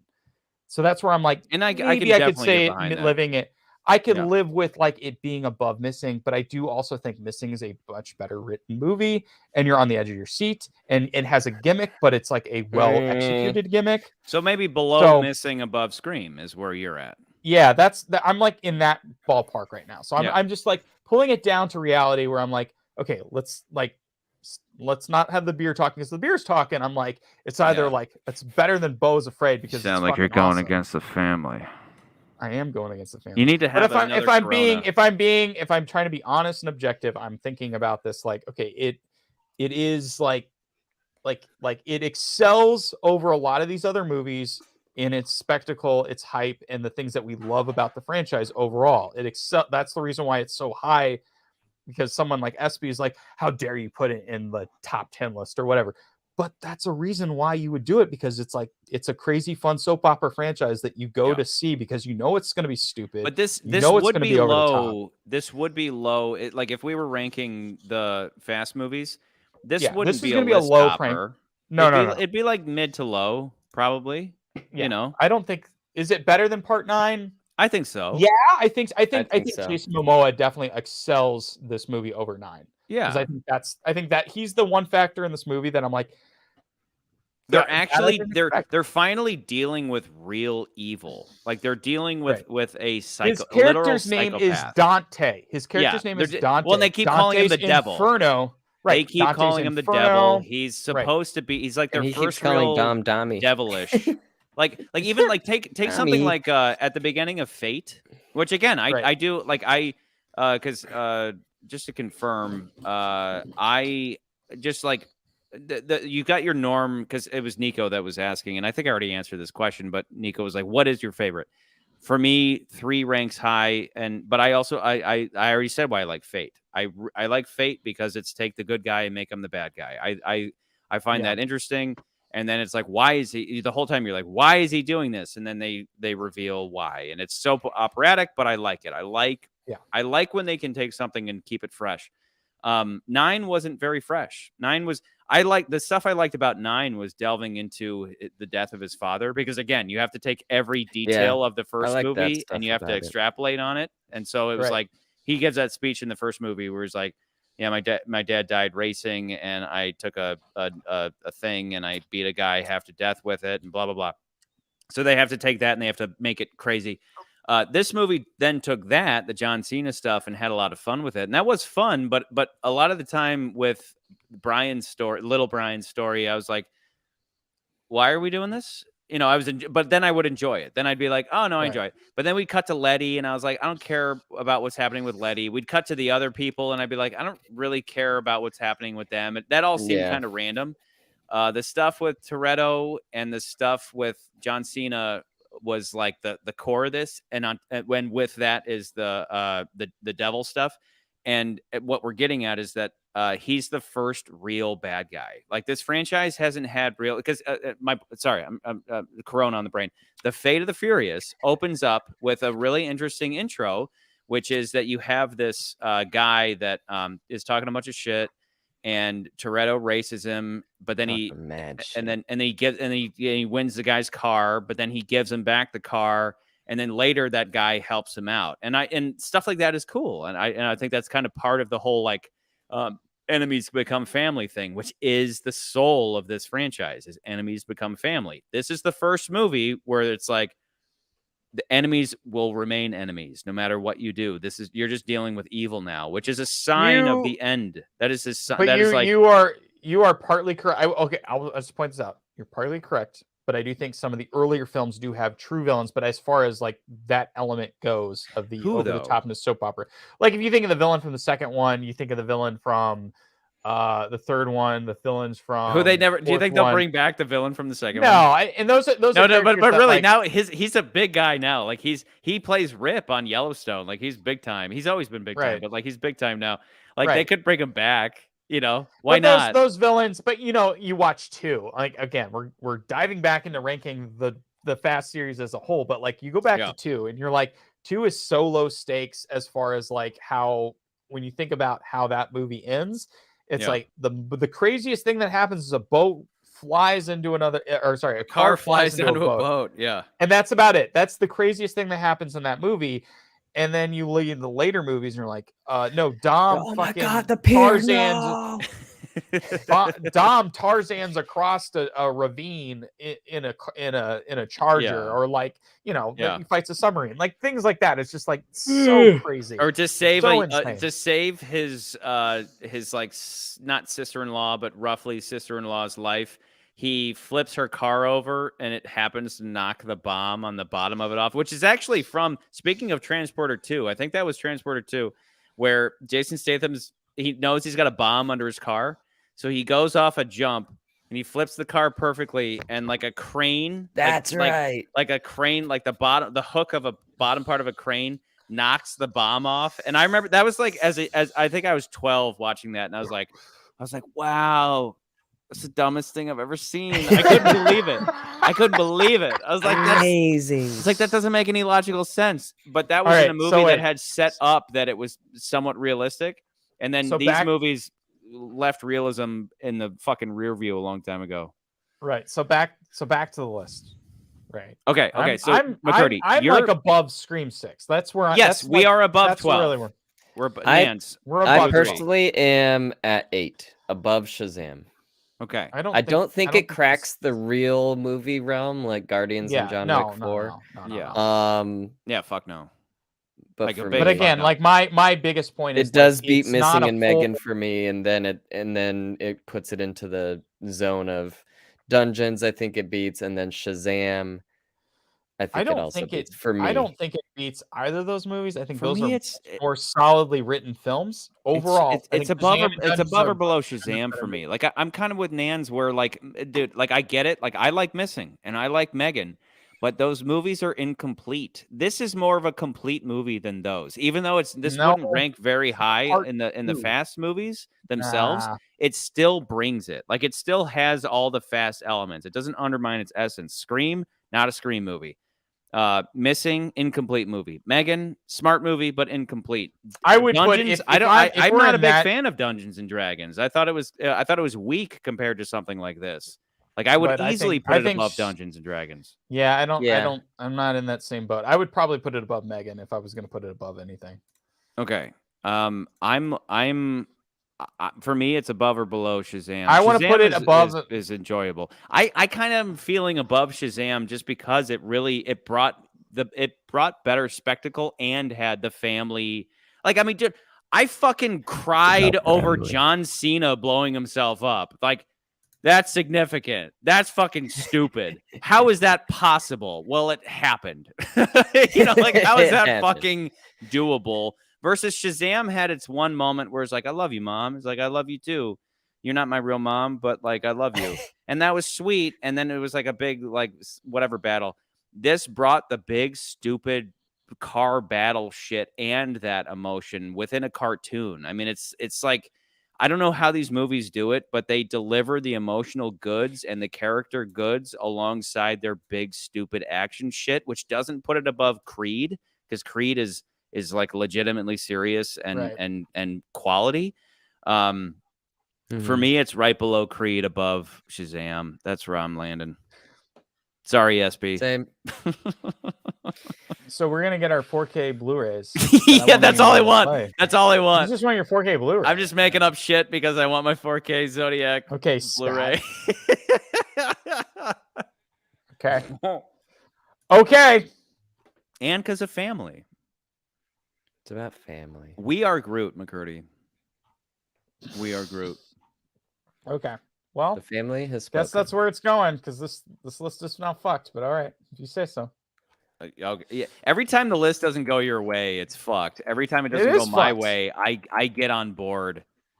Wait, I get on board. Charlie, hold on, wait, pause. We are furious. Wait, hold on. No, I'm doing. Charlie's doing something. Charlie's doing something. I'm doing it. There we go.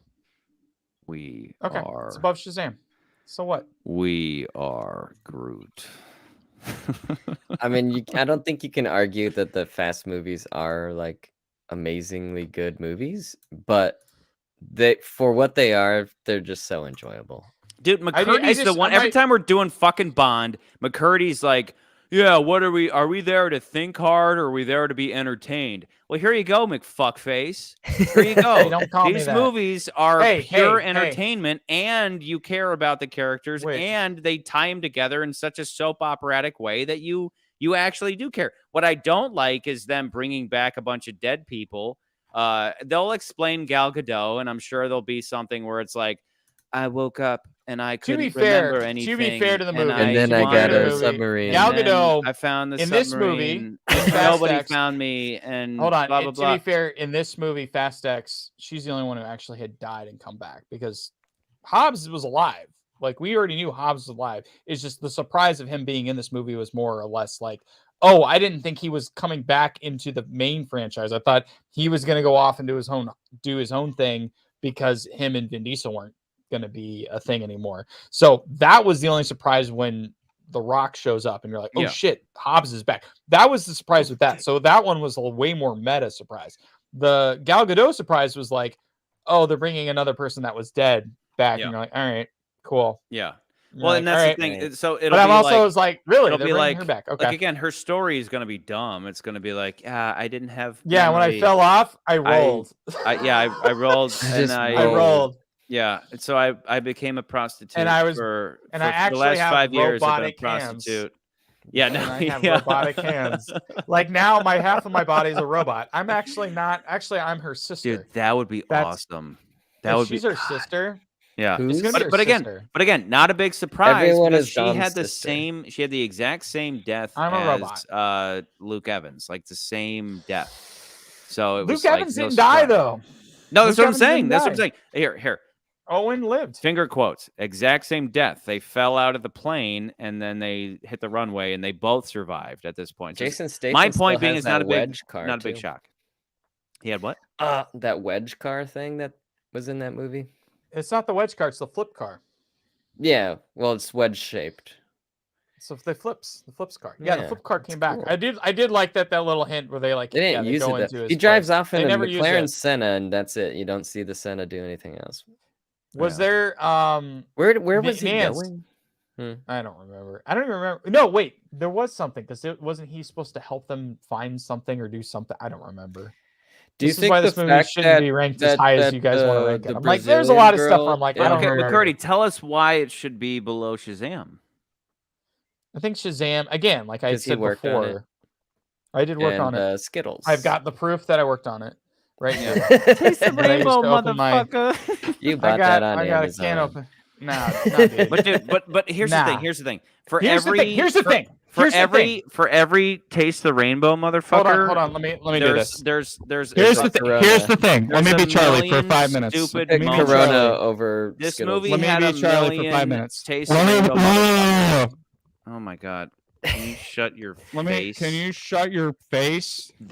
Shazam had a couple moments that made me giggle like a little bitch, but this whole movie had me giggling like a little bitch. And how this movie. So the difference between Shazam is that Shazam did not have true evil, and like to have true evil in your movie. Well, you actually if you're not going to provide any evidence, we're just going to lock it in. Charlie. All right, Nance, we're going to lock it in. To be fair, I was going to lock it in anyway. I was like, that's fine. I don't really give a shit. Okay, that's fine. I really was going to be like, That's fine. I really don't care. It's fine. I mean, I'm looking for a straight answer, but without it, we're doing it, dude. Here we go. We're doing. Hey, Oops. we're doing it. Yeah, that's fine. I I was actually already like, I just wanted to be an asshole. So I was hoping you would continue being an asshole, but you're such a bad asshole. You're bad at everything. I'm bad asshole. I'm bad asshole. You're terrible asshole. My biggest. No, I told you the big thing with. Oh, you're a butthole. For me, you're a butthole. You're a butthole. He rips his tooth out. You butthole. My big thing, I think, is just with Fast X. Like, I'm excited to see the next one to see how this whole thing ends. I just think I don't like the incompleteness of Dominic how Fast X Toretto ends. Fights a and waterfall. you're like, okay, that's the end of this movie. Is like they're at this dam, and then you're just like you're stuck with the little bee, and then you're like, okay, so they're making another one. Okay, I got that. And the fact that it's and a submarine. It's a dam and a submarine. So are we? If you put those elements together, it's like it's gonna be like Ryan, we got to get in the car, and then the dam like runs over them, and then the submarine is gonna save them from the dam bursting. You like, think that would you be think so, the submarine's gonna come back? So dumb. Like, you think they're gonna? Because I wonder if they're gonna, like, the beginning of the next one is gonna be like what happened on the plane moments before they got shot down, and then you're gonna find out, oh no, they all got out of the plane before the plane actually got shot down. Exactly. Like, okay. Well, because I feel like that's Tyrese ran in and he was like incoming, and so obviously they all got in the cars, and then they backed out of the plane, and then so like it's gonna be stupid. But my hope is that it's like just make it the last one, or if it's the last, if there's two more, but it's done. Like, as long as it's done, I'm happy. Because again, John Wick in all of its class, John Wick is classy. They were like, I remember when John Wick leans over and dies, and I was like great, he can't be dying. Like, respect, dead, like fucking respect. If it was like John Wick 5 and it's like John Wick's hand bursting out of a grave, I'd be like, fuck you. Can anything just die? And I mean, y'all have heard me go on about this a million times, like with Die Another Day. I'm like, nothing can just die with honor. It has to go on until it's embarrassing, That's why I can at least respect like Daniel Craig's movies, at least being final. They may not be the best Bond movies, but at least there's finality to it, rather than like, we're just going to keep it going until he's like 80 years old and embarrassing everybody, And to our point, Vin Diesel's like, I don't want to show up. I'm going to show up late and be fat. I'm going to eat all these donuts. Fuck you. Shut up. Hey, Letty, I love you. Family, shut the fuck up, bitch. That's why these movies are so expensive. The CGI to remove his beer gut. Exactly. So I gotta pee. But we'll wrap this up. But I like this because it's putting Fast X, which is a really enjoyable movie, and is technically complete, above just below the like real movie threshold of Creed. But I think automatically for me it beats something like Dragons, and because it's Dungeons and Dragons is actually really comparable to it, right? Like, it's kind of like a heist movie that's very fantastical. But Fast X just brings the spectacle a lot harder. I will say, and again, I have said this. I did funny. say this. I did say this before. I said this is the first time I've been surprised at its teases than I have in a long time for a lot of other movies. And I did say that because I did say, like, when The Rock and Gal Gadot showed up in this movie, I was actually genuinely surprised. Where a lot of movies I've seen, even Marvel films, where they're like, this is the tease for the next movie, I really didn't like get excited. I was like, okay. This was a moment where I was like, oh, what is this going to mean for the franchise with Gal Gadot coming back in this one, or The Rock, even The Rock showing up. The fact that, like, here's the thing, the fact that you have not only a surprise that is within universe should be surprising because you have somebody who died and came back. That's surprising. But when you know the history behind these movies, and even in the meta where it's like The Rock and Vin Diesel did not get along, they're probably not going to do a movie again. Like, that whole story was built up very heavily. And then you see this movie, and then The Rock shows up. You're like, what the fuck? Like, he's going to be in the next one? Which I didn't know anything about that. I knew nothing that about was their a mid-credit role thing. So that was something that nothing about their. I was like, you guys know that I cool. don't stick around for the credits usually, but yeah. Well, you should when you watch these movies. Let me just put it this way: when you watch these movies. First off, let me just check. Do either of you have any other notes you want to cover off on? Yeah, real quick. I don't have anything. There we go. Wait, get that little bit off. Finish it. I'm just gonna leave that. Can you hang across from that now? I don't think I can break this part. No, do it. I can't. Yeah, you can. Come on, dude. Yeah, you do. Do it. You got it. It's gonna hurt. Break it. Oh, shut up. I've been shoveling mulch all day. So pathetic. Oh my god. For someone who's like, oh, yes. There you go. There you go. There you go. Okay. Real quick though, I will say, because we're done. The thing, if it's between Shazam and Fast, the sole contender there for the standout of those two, again, agreed at being below Creed and above Dungeons, the sole standout there is going to be Jason. I can't. Here's the thing. I can't. Wait, look. As much as I bitched. I still have a tank top. Oh, yeah. Hold on. I have a tank top tan line. All right. Oh, my God. Get back. Oh, wait. Okay. All right. Hold on. I got to talk to Chucky. I'm now shifting to AR. Creating AR art. Yeah. I looked That's up. AI? I said Shia LaBeouf. I was going to say, I said Shia LaBeouf in Fast and the Furious. I was like, I'm gonna go with this one. Now there was one. There was another one. LaBeouf. Wait. Speaking of LaBeouf, Shia LaBeouf. Nans LaBeouf. Look at that guy. Look at him. Look at anyway, what? Oh, wait, is that? You gotta real? find the best. That's real. That's just him being fucking ridiculous. I don't know what it is. Who cares a shit? He is he would be the thing though that would put it above Shazam, because like Shazam's bad guy was Lucy Liu. Fuck Lucy Liu. Helen Mirren, sure, but fuck Lucy Liu. I will give you that. I will, Charlie. I will give you that. I will say Jason Momoa at least elevates this movie where I'm like, I'm so on board with this villain that I don't give a fuck. So yeah. Happy Coronas. This is my fourth one. To Jason Momoa, who came into this and was like, whether it was his idea or not, he was like, I'm gonna have fun. I'm not gonna be another one of these people who's gonna join the family. I'm gonna come in and I'm gonna fuck this franchise up because he hates barbecues. And I hate barbecues. Well, no, it was Jack Reacher that said he hates barbecues. But also, I gotta pee. You gotta pee. To everyone that is in the ranked family. Yeah, to the and to SB, to the K1s, to everyone that wants to join the family.